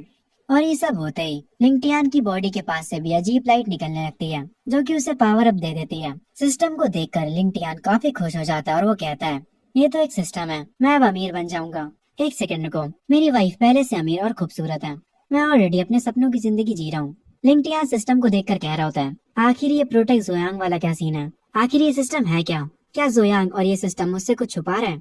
सिस्टम कहता है, सिस्टम तुम्हें एक्सप्लेन नहीं करने वाला, तुम बस अपने ड्रैगन किंग होने की ड्यूटीज निभाओ। और वैसे भी ड्रैगन किंग होना लॉ को ब्रेक करता है। ये देखने के बाद लिंगटियान कहता है, वैसे ये कह तो सही रहा है, एक सेकंड रुको, मैंने कभी भी लॉ को ब्रेक नहीं किया, तो फिर मैं क्यों डरूं? लिंगटियान भागते हुए जाने लगता है और कह रहा होता है, मैं जोयान को प्रोटेक्ट करूं, मेरा कद्दू करे ये काम, मैं तो घर जाकर अपनी सुंदर सी बीवी के साथ डिनर करूंगा। और वैसे भी जुयांग पहले से स्ट्रॉन्ग है, तो उसे प्रोटेक्शन की क्या ही जरूरत। हम जुयांग को देखते हैं जो कि खड़ा होता है, तभी उसे पीछे से आवाज आती है, यंग मास्टर जुयांग, आप यहाँ पर क्या कर रहे हैं? जब जुयांग पलट कर देखता है तो ये लिन फैंग होता है जो कि उसे हाई करते हुए उसके पास आ रहा होता है। जुयांग कहता है, अरे ये तो ब्रदर लिन फैंग है। लिन फैंग कहता है, आपका शुक्रिया यंग मास्टर जो, अगर आप ना होते तो पता नहीं मेरी बहन क्या कर चुकी होती। जुयांग कहता है, अरे कोई दिक्कत की बात नहीं है, जब मेरे बेकार के पेरेंट्स दुनिया घूम कर आ जाएंगे तब लिन्यू उन्हें अपना गॉड पेरेंट्स कह सकती है। मतलब जुयांग अपने मॉम डैड से लिन्यू को अडॉप्ट करवाएगा। ये सुनने के बाद लिन फैंग शॉक हो जाता है और कहता है, तुम सच में ये करोगे? जुयांग लिन फैंग को पकड़ता और कहता है, जिन लोगों ने लिन्यू को बुली करा था उनके माँ बाप को मैंने आज अपने घर पर बुलाया है। लिन्यू को वहाँ पर होना जरूरी है और तुम्हारा भी, तुम उसे लेकर मेरे घर आ जाना। ये लोग स्कूल में बुली करते हैं, हम इन्हें छोड़ेंगे नहीं। लिन फैंग ये सुनने के बाद अपने मन में कहता है, मुझे लगा था अमीर लोग बहुत ज्यादा घमंडी होते हैं, पर मैं गलत था। यंग मास्टर जुयांग सिर्फ टैलेंटेड ही नहीं बल्कि एक अच्छे इंसान भी हैं। मुझे हैरानी नहीं है कि ये जू फैमिली के वारिस हैं। लिन फैंग अपने सर को झुकाकर जुयांग का शुक्रिया बोलता है और कहता है, आपका बहुत बहुत शुक्रिया। लिन यू और मैं आपकी काइंडनेस को हमेशा याद रखेंगे। जुयांग उसका हाथ पकड़ता और कहता है, अरे कोई ना, तुम मुझे जुयांग बुला सकते हो। कम ऑन यार, ये नया जमाना है, गुलामों जैसे मुझसे बातें मत करो, ये मुझे अच्छा नहीं लगता। लिनफैंग अपने माथे पर हाथ रखता और अपने मन में कहता है, पर मैंने कब कहा कि मैं स्लेव हूँ? शायद से जोयांग को कुछ मिसअंडरस्टैंडिंग हुई है। जोयांग कहता है, लिनफैंग तुम भी मैजिक सिटी यूनिवर्सिटी में हो है ना? तुम्हें पता तो होगा मेरी रेपुटेशन कैसी है स्कूल में। ये मेरे लिए काफी मुश्किल होता है। मैं पहले बहुत बड़ा लौंडियाबाज हुआ करता था, जबकि मैं जू फैमिली का सबसे बड़ा बेटा हूँ। मैंने लड़कियों के लिए बहुत सारी स्टूपिड चीजें करी हैं। ये चीज सुनने के बाद लिनफैंग अपने मन में कहता है, ऐसा लगता है कि चेनलू ने इसे रिजेक्ट कर दिया है। जुयांग कहता है, पर मैंने आज चेनलू से ब्रेकअप कर लिया। भाई तो उसके साथ रिलेशनशिप में कब था? खैर आगे जुयांग कहता है, और मैंने उसे थप्पड़ भी मारा। ये सुनने के बाद लिनफैंग काफी हैरान हो जाता है और वो कहता है, तुमने उसे थप्पड़ मारा और तुम रिजेक्ट भी नहीं हुए, ये प्लॉट कोई सेंस नहीं बनाता। आगे जुयांग कहता है, मैंने चेनलू से रिश्ता खत्म कर दिया है। लिनफैंग तुम रो क्यों रहे हो? मैं आज लिनियो से मिला और उससे मिलने के बाद मुझे पता कि मुझे क्या चाहिए। ब्रदर लिनफैंग मैं तुमसे भीख मांगता हूँ। इसके बाद जुयांग अपने मन में कहता है, मेरे ओल्ड किंग जो कि यहाँ पर रीबर्थ लेकर आए हो, मैं तुम्हारे साथ चिपका रहूंगा ताकि मुझे किसी भी चीज की चिंता न करना पड़े। लिनियो के बारे में सुनने के बाद लिनफैंग कहता है, हे जुयांग तुम कुछ ज्यादा ही फ्री नहीं हो रहे हो? तुम मुझे कुछ भी कह सकते हो और तुम जो कुछ भी कहोगे मैं वो सब करूंगा, पर लिनियो को इस सब से दूर रखो। लिनफैंग अपने मन में सोचने लगता और कहता है, मुझे पता था तुम मेरी छोटी बहन के पीछे हो, पर मैं लिनियो के लिए तुमसे लड़ूंगा। लिनफैंग कहता है, लिनियो को जाने दो। जुयांग कहता है, ऐसा नहीं हो सकता। और इसके बाद जुयांग अपने मन में कहता है, अरे क्या हुआ बड़े भाई तुम्हें? अब क्योंकि लिनियो मुझसे जुड़ जाएगी, पर उसके बड़े भाई तुम भागने की कोशिश क्यों कर रहे हो? अच्छा बर्ताव करो और मेरे साथ रहो, तुम अब से मेरा ध्यान रखने वाले हो। लिनफैंग अपने मन में कह रहा होता है, तुम मेरी बहन के लुक्स के पीछे हो है ना? मैं तुम्हें प्रोटेक्ट करूंगा। मैं नहीं करने वाला तुम्हें प्रोटेक्ट, बल्कि मैं आज तुम्हें पीटूंगा। लिनफैंग काफी तेजी से जोयांग की तरफ बढ़ने लगता और कहता है, जोयांग आज मैं तुमसे पूरी ताकत से फाइट करूंगा। पर जोयांग उसे रोकते हुए कहता है, अरे यार तुम ये सब क्यों कर रहे हो? लिनफैंग कहता है, आखिर मैं गुस्सा क्यों ना हूँ, तुम मेरी छोटी बहन के पीछे पड़े हो। तो क्या हुआ अगर तुमने उसकी जान बचाई है? तो तुम इसका इस्तेमाल करके उससे हाँ नहीं कहलवा सकते हैं, मैं तुम्हें पहले ही बता रहा हूँ। ये सुनने के बाद जोयांग कहता है, आखिर तुम क्या सोच रहे हो यार? तुम्हें मिसअंडरस्टैंडिंग हुई है। मेरा कहने का मतलब था लिनियो मेरी फैमिली बन जाएगी, यानी मेरी छोटी बहन। समझ में आया? ये सुनने के बाद लिनफैंग के चेहरे पर स्माइल आ जाती है और वो कहता है, तो तुम्हारा ये मतलब था? तुम्हें ये पहले कहना चाहिए था। तुमने फालतू में मुझे डरा दिया, मुझे लगा तुम मेरी बहन के पीछे पड़े हो। खैर इन सारी बातों पर ध्यान ना देते हुए जुयांग पूछता है, लिनफैंग क्या तुम उस लड़के को जानते हो, लियान को, जो कि चेनलू के साथ रहता है? उस लड़की ने मेरा सारा फैमिली मनी उस लड़के पे खर्च करा है। तुम जाकर उससे निपट सकते हो मेरे लिए, उसे वाइप आउट कर दो। ये सुनने के बाद लिनफैंग अपने मन में कहता है, टाइम में पीछे आने से पहले मैंने कम से कम हजारों जाने लिए हैं, ये मेरे लिए मुश्किल नहीं होगा। पर यंग मास्टर जो के लिए एक रेगुलर गाय को हैंडल करना तो इजी होना चाहिए, तो ये मुझसे क्यों मदद मांग रहे हैं? ये चीज मुझे जर्नी टू द वेस्ट जैसी वाइब क्यों दे रहा है, जब कोई किसी और को ऑर्डर्स देता है मॉन्क और उसके क्रू को मारने का। लिनफैंग जोयांग से कहता है, तुम्हारे पास पैसा है और पावर भी, एक एवरेज पर्सन से डील करना तो तुम्हारे लिए बाएं हाथ का खेल होना चाहिए, तो तुम मुझे क्यों ऑर्डर दे रहे हो? ये सुनने के बाद जोयांग कहता है, आज ए पर्सन तुम्हारे में कॉन्शियस होना चाहिए। मैं हमेशा बात मानता हूँ, लॉ और रूल्स को मानता हूँ, आखिर मैं ऐसी चीजें कैसे कर सकता हूँ? ये सुनने के बाद लिनफैंग कहता है, तुम लॉज और रूल्स को मानते हो, पर फिर भी तुम चाहते हो कि मैं किसी को मारूं, और तुम्हें ये कहते हुए शर्म भी नहीं आ रही है? यार थोड़ी शर्म करो। तभी बीच में जोयांग कहता है, अरे यार मैं तो मजाक कर रहा था, मैं तुम्हें उसे सच में मारने के लिए थोड़ी ना कह रहा हूँ, बस उसे थोड़ा परेशान करो और उसे थोड़ा नीचे गिरा दो अगर तुम कर सकते हो तो। ये कहने के बाद जोयांग अपने मन में कहता है, मैं पिछले एम्परर का इस्तेमाल कर रहा हूँ ताकि मैं मेन कैरेक्टर को गिरा सकूं। ये एक सॉलिड मूव है। वो अपने सिस्टम स्पिरिट से पूछता है, सिस्टम क्या ये ऑपरेशन के तौर पर काउंट होगा? इसके लिए लक की वैल्यू नहीं होगी क्या? ये सुनने के बाद सिस्टम स्पिरिट कहता है, ठीक है तुम जीत गए, मैं इसे काउंट करूंगा। तुम्हारे साथ रह रहकर मेरा भी मेहनत करने का मूड नहीं है। आगे लिनफैंग कहता है, ठीक है मुझ पे वैसे भी तुम्हारा एहसान है, पर मुझे एक बात बताओ, तुम ये सब चेनलू की वजह से तो नहीं कर रहे हो ना? और मेरा इस्तेमाल करके रिवेंज तो नहीं ले रहे हो ना? ये सुनते ही जुयांग कहता है, अगर मैं बेवकूफ हूँ तो क्या तुम भी बेवकूफ हो गए? अगर मैंने मूव ऑन ना किया होता तो मैं उससे ब्रेकअप ही क्यों करता? और हाँ आज रात मेरे घर आना मत भूलना, मेरे घर का एड्रेस तो पता ही होगा तुम्हें। ये कहकर जुयांग यहाँ से चला जाता है। लिनफैंग पीछे कह रहा होता है, तो तुमने एडमिट कर लिया कि तुम बहुत बड़े लौंडियाबाज हुआ करता था और मैं तुम्हारे लिए बस एक टूल हूँ। चलो यार इसे भूल जाते हैं, उसने मेरी मदद करी थी तो मुझे उसका एहसान चुकाना होगा। लियान को क्रश करना इतना भी मुश्किल नहीं है। सीन वापस से जुयांग के ऊपर आ जाता है। वो अंकल यान को कॉल करता और कहता है, अंकल यान आप मिडिल स्कूल के एफिलिएटेड गेट के पास आकर मुझे पिक कर लीजिए। हम अंकल यान को देखते हैं जो कि काफी खुश लग रहे होते और कहते हैं, यंग मास्टर क्या आपने सच में चेनलू को चाटा मारा और उससे ब्रेकअप भी कर लिया? जब आपके माँ बाप को ये बात पता चलेगी तो वो काफी हैरान होंगे। यंग मास्टर आप सच में अब बड़े हो चुके हैं इन दिनों आप लड़कियों के पीछे नहीं भाग रहे हैं, ये देखकर मुझे काफी खुशी हो रही है। अंकल यान रोने तक लगते हैं। उनका रोना फोन पर सुनकर जुयांग बोलता है, अंकल यांग अब बस करिए और रोना बंद करिए और जल्दी मुझे लेने आइए। और हाँ, मुझे आपको एक गुड न्यूज बतानी थी। मुझे एक छोटी बहन मिल गई है, उसका नाम लिनियो है। वो और उसका भाई आज रात हमारे घर आ रहे हैं। ये सुनने के बाद अंकल यान हैरान हो जाते हैं और वो कहते हैं, न्यू सिस्टर? यंग मास्टर, क्या आपका दिमाग खराब हो चुका है? चेनलू को डंप करने के बाद मैं इस चीज को बर्दाश्त नहीं कर सकता। असल में अंकल यांग को भी मिसअंडरस्टैंडिंग हो जाती है। उनको लगता है शायद से जुयांग लिनियो के पीछे पड़ा है। जुयांग फोन पर बोलता है, अंकल यांग, क्या आपको मैं इतना डेस्परेट लगता हूँ? ओवर थिंकिंग करना बंद करिए। वो बस मेरी एक छोटी बहन है। और हाँ, आज रात अच्छे से तैयारी करके रखिएगा। खैर, आगे सीन शिफ्ट होता रात में। लिन फैंग अपनी बहन के साथ जुयांग के घर आ चुका होता है। काफी सारे सिक्योरिटी गार्ड्स एंट्रेंस पर खड़े होते हैं। वो गार्ड्स उनसे कहते हैं, आप दोनों यंग मास्टर जुयांग के मेहमान हैं, प्लीज अंदर आइए।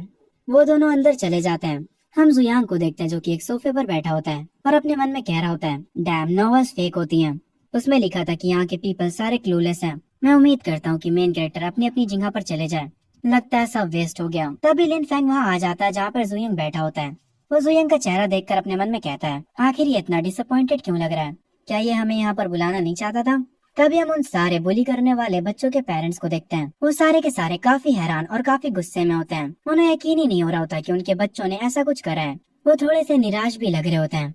हम उनकी आंखों में गिल्ट देख सकते हैं। एक आदमी कहता है, मेरे बेटे ने ये सब करा, जब मैं घर वापस जाऊंगा तब मैं उसकी टांगे तोड़ दूंगा। लिन फैंग भी बैठा होता है और वो काफी गुस्से में होता है, क्योंकि अब जाकर असल में उसे पूरी बात पता चलती है। वो अपने मन में कहता है, इन सारे कमीनों की वजह से लिनियो काफी सफर कर चुकी है और उसने मुझे कभी बताया भी नहीं। वो बस 16 सालों की है। आखिर वो उसके साथ ऐसा कैसे कर सकते हैं? और स्पेशली वो पर्पल बालों वाली लड़की, आखिर वो मेरी प्यारी सी बहन को कैसे हर्ट कर सकते हैं? अंकल यांग अपने मन में सोच रहे होते हैं, वो कमीने बच्चे कुछ ज्यादा ही हद से बाहर निकल गए। यंग मास्टर ने बिल्कुल सही चीज करी। उन्हें सबक सिखाना जरूरी था। आज हम उनकी फैमिलीज को बर्बाद कर देंगे। जुयांग कस के टेबल पर अपना हाथ मारता है। वो टेबल टूट जाता है। जुयांग उठता है और कहता है, मैं तुम लोगों की बकवास सुनकर थक चुका हूँ। जुयांग को टेबल तोड़ते हुए देख अंकल यांग काफी हैरान हो जाते हैं। वो अपने मन में कहते हैं, आखिर ये क्या था? यंग मास्टर आखिर मार्शल आर्टिस्ट कब बने? मैंने उन्हें बचपन से देखा है, तो मुझे कैसे नहीं पता चला कि वो ये सब भी कर सकते हैं? जुयांग काफी गुस्से में होता है और वो कहता है, अभी मैं तुम सारे पेरेंट्स से पूछना चाहता हूँ, आखिर किस तरह की एजुकेशन तुम तुम्हारे बच्चों को देते हो? तो मुझसे सुनो कि तुम्हारे बच्चे कैसे हैं। वो नकली हैं और चालाक हैं, वो लालची हैं और बदतमीज हैं, बेशरम और सेल्फिश हैं। सारे पेरेंट्स अपना सर झुकाकर खड़े होते हैं। जुयांग कहता है, बच्चे माँ बाप की कॉपी होते हैं। इसका मतलब है तुम लोग भी उन्हीं के जैसे हो गए। जब वो बच्चे थे तब से ही उन्हें बिगाड़ना, यही सब तो करा है तुम लोगों ने। और जब भी वो कोई गलती करते थे तो तुम लोग कहते होगे कि वो बस बच्चे हैं। मेरी बात सुनो, एक दिन तुम्हारे बच्चे बड़े होकर तुमको ही काटेंगे। अगर तुम उन्हें अभी नहीं सिखाते हो तो मैं सिखाऊंगा। जुयांग को ऐसे रिएक्ट करते हुए देख लिनियो अपने मन में कह रही होती है, ब्रदर जुयांग, आप कितने अच्छे हो। आप इतने गुस्से में हो मेरे लिए कभी किसी ने इतना कुछ नहीं करा। जुयांग को ऐसे रिएक्ट करते देखकर लिन फैंग भी काफी खुश होता है। वो मुस्कुराते हुए कहता है, काफी अच्छा हुआ कि मैं जुयांग से मिला। अब कभी भी कोई लिनियो से बदतमीजी नहीं करने वाला। यहाँ पर वो पर्पल बालों वाली बुली लड़की भी आई होती है। वो कहती है, यंग मास्टर जो, मैंने माफी मांगी जबकि मैं नहीं मांगना चाहती थी। आखिर आपको और क्या चाहिए? मैं वादा करती हूँ कि मैं अपनी कजन को आपसे दूर रखूंगी। हमने माफी मांग ली है, इतना काफी होना चाहिए। क्या हुआ अगर आप सबसे अमीर हुए तो? मुझे अब हैरानी नहीं हो रही है जब चेनलू कहा करती थी कि आप सब लोग जाहिल हैं, क्योंकि उस पर्पल बालों वाली लड़की ने कुछ ज्यादा ही बोल दिया होता है। इसीलिए उसके डैड तुरंत उसके पास आकर उसके मुंह पर अपना हाथ रख देते हैं और कहते हैं, तुम ये क्या बोल रही हो? तुम पागल हो गई हो क्या? जल्दी करो और यंग मास्टर जू से माफी मांगो। इस लड़की को ऐसा बोलते देख जोयन अपने मन में कहता है, ये लड़की तो सच में काफी बोल्ड है। वो लिंग फैंग की तरफ देखता और कहता है, ये जरूर से लिंग फैंग के मेन कैरेक्टर के ऑरा के अंडर होगी, वरना ये ऐसे एक्ट ना करती। लिंग फैंग अपने मन में कह रहा होता है, ये लड़की पागल है, किसी और की तो हिम्मत भी नहीं हो रही यहाँ पर कुछ बोलने की, पर सिर्फ यही अकेली लड़की है जो कि मुसीबत को दावा दे रही है। जोयन कहता है, फालतू की बकवास बंद करो और उन बातों को याद रखना जो मैंने कही है। लिनियो मेरी छोटी बहन है। जब मेरे पेरेंट्स वापस आ जाएंगे तो मैं उसके लिए एक सेरेमनी होस्ट करूंगा। उसके बाद वो ऑफिशियली जो फैमिली की गॉड डॉटर बन जाएगी। तुम लोग बच्चों को सही से सिखा नहीं पाते हो, इसमें मैं तुम्हारी मदद करूंगा। अंकल यान, आपको पता है ना आपको क्या करना है? अब आप सारे मेहमानों को बाहर भेज सकते हैं। अंकल यान कहते हैं, ठीक है यंग मास्टर, मैं समझ गया। उसके बाद वो सारे बॉडीगार्ड्स को ऑर्डर देते हैं कि इन मेहमानों को पकड़ लो। वो बॉडीगार्ड्स तेजी से उन मेहमानों की तरफ जाने लगते हैं। जोयंग कहता है, मैंने आपसे उन्हें बाहर भेजने के लिए कहा था, ना कि पकड़ने के लिए। अंकल यान कहते हैं, यंग मास्टर, मैं सब समझ चुका हूँ। ये सुनने के बाद जोयंग अपने मन में कहता है, नहीं, तुम्हें कुछ समझ नहीं आया है। तुमसे मैंने कहा ही क्यों वो बॉडीगार्ड सारे लोगों को पकड़ने लगते हैं और उन्हें घसीट कर एक कमरे में ले जाते हैं। वो सबको जमीन पर बैठा देते हैं। अंकल यांग एक क्रीपी स्माइल देते हैं और कहते हैं, तुम लोग चुपचाप बैठ क्यों नहीं जाते हैं? अगर वो तुम्हें तेजी से मारे तो समझ जाओ ये तुम्हारे कर्मों का फल है। तुम्हें चीजें याद नहीं रहेंगी जब तक हम तुम्हें सबक न सिखाए। तुम लोगों की हिम्मत कैसे हुई यंग मास्टर की फैमिली की बेइज्जती करने की? लिन फैंग जोयांग के पास आता और कहता है, तुम्हारा शुक्रिया ब्रदर, तुमने लिनियो के लिए काफी कुछ करा है। जोयांग उसे बीच में रोक कर ही कहता है, तुम किस बारे में बात कर रहे हो? छोड़ो यार वो सब, तुम्हें जो करना है करो, पर तुम लिनियो को खुद के साथ सफर करने नहीं दे सकते। जोयांग तुरंत अंकल यांग को बुलाता है और उसकी एक आवाज से अंकल यांग भागते हुए उसकी तरफ आने लगते हैं। वो भागते भागते कह रहे होते हैं, यंग मास्टर क्या मेरे लिए कुछ ऑर्डर्स हैं? अंकल यांग को इतनी जल्दी यहाँ पर देखकर जोयांग हैरान हो जाता है। अंकल यांग कहते हैं, आपको कुछ खाने पीने के लिए चाहिए क्या? मुझे बताइए जो भी आपको चाहिए। जोयांग इनको देखकर अपने मन में कहता है, ये तो मेरे बुलाते ही तुरंत आ गए। वो आगे लिनियो के साथ खड़ा होता और कहता है, अंकल यांग सब कुछ अरेंज करिए, लिनियो कुछ दिनों के लिए यहीं रुकेगी, हर रोज आप ही उसको स्कूल छोड़ने जाएंगे। और अब मैं लिन फैंग से कहना चाहूंगा, भाई तुम उधर दरवाजा देख रहे हो ना, तो जाओ अब खुद से चले जाओ। ये सुनने के बाद लिन फैंग हैरान रह जाता है। वो अपने मन में कहता है, आखिर जोयांग करना क्या चाहता है? इसके पास बुरे इरादे तो नहीं है मेरी बहन को लेकर, पर वो सिर्फ 16 साल की है। जोयांग पर केस करो। खैर आगे लिन फैंग जैसे ही अपनी बहन से बात करने जाता है, अंकल यांग उसे कॉलर से पकड़ते हैं और जाकर बाहर फेंक आते हैं। वो बाहर खड़ा गुस्से में होता है और कहता है, अगर तुम जोयांग के बटलर ना होते तो मैं तुम्हें बताता कि मैं क्या कर सकता हूँ। आगे अंकल यांग गेट बंद कर लेते हैं। लिन फैंग उस गेट के पास जाता और कहता है, अंकल यांग मुझे माफ कर दीजिए, मैं जोयांग की काइंडनेस को समझ चुका हूँ, प्लीज अब मुझे अंदर आने दीजिए। अंकल यांग लिनियो से कहते हैं, अपने भाई के बारे में चिंता मत करो। वो उसे आगे ले जाते और कह रहे होते हैं, यहाँ की मेट्स तुम्हें फ्रेशन अप होने में मदद करेंगी, जाओ और अपने कमरे में अच्छे से सो जाओ। घर के बाहर खड़ा बेचारा लिन फैंग रो रहा होता है, उसके ऊपर पत्तियां भी पता नहीं कहाँ से गिरने लगती हैं। वो आगे कहता है, लिनियो आखिर तुम अपने भाई को ऐसे कैसे छोड़ सकती हो? सी शिफ्ट होता है अगली सुबह। अंकल यांग कार निकाल कर खड़े होते और कहता है, यंग मास्टर लिन फैंग और लिनियो प्लीज कार में आके बैठ जाइए। बेचारे लिन फैंग को काफी सर्दी लग रही होती है क्योंकि उसने पूरी रात बाहर गुजारी है। लिनियो लिन फैंग को बताती है, ये इनकी सबसे बेकार कार है, ये अमीरों की दुनिया है। लिन फैंग कार को देखकर अपने मन में कहता है, मैं सच में इमेजिन भी नहीं कर सकता, जोयांग बस शो ऑफ करते जा रहे हैं। जब अंकल यांग इन्हें लेकर यहाँ से स्कूल निकलते हैं, तब यहाँ पर एक और भी कार आती है। हम जोयांग को देखते हैं जो कि अपने रूम में बैठा गेम खेल रहा होता है और वो हर बार हार जा रहा होता है। उसे काफी गुस्सा आता है और वो कहता है, क्या इस गेम में कोई चीटिंग कर रहा है? मैं आखिरकार इंस्टेंटली हर गेम में कैसे मरे जा रहा हूँ? तभी एक मेड उसके कमरे में आती है और उसको बताती है, यंग मास्टर यान फैमिली से मिस यान आई है और वो आपसे मिलना चाहती हैं। जो सुन के जोयांग थोड़ा हैरान होता और कहता है, यान फैमिली से मिस यान?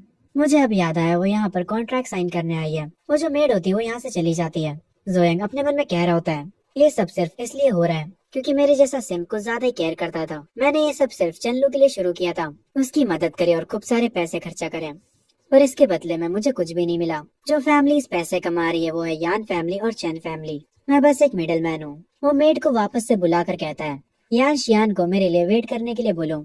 तभी जोयांग को याद आता है, यान शियन और चू लिंगटियन, अरे ये तो वही लड़की जिसके पीछे क्रेजी ड्रैगन किंग पड़ा है। तभी हम बाहर एक खूबसूरत लड़की को बैठा देखते हैं और यही लड़की होती है यान शियान। जोयांग उससे थोड़ा वेट कराकर फाइनली उसके पास जाता और कहता है, मिस यान आपसे मिलकर काफी खुशी हुई। हमारे वहाँ देखो तो आज कितनी रेयर गेस्ट आई हैं। यान शियान सोफे से उठती है, अपना हाथ आगे बढ़ाती है और कहती है, काफी टाइम हो गया जू।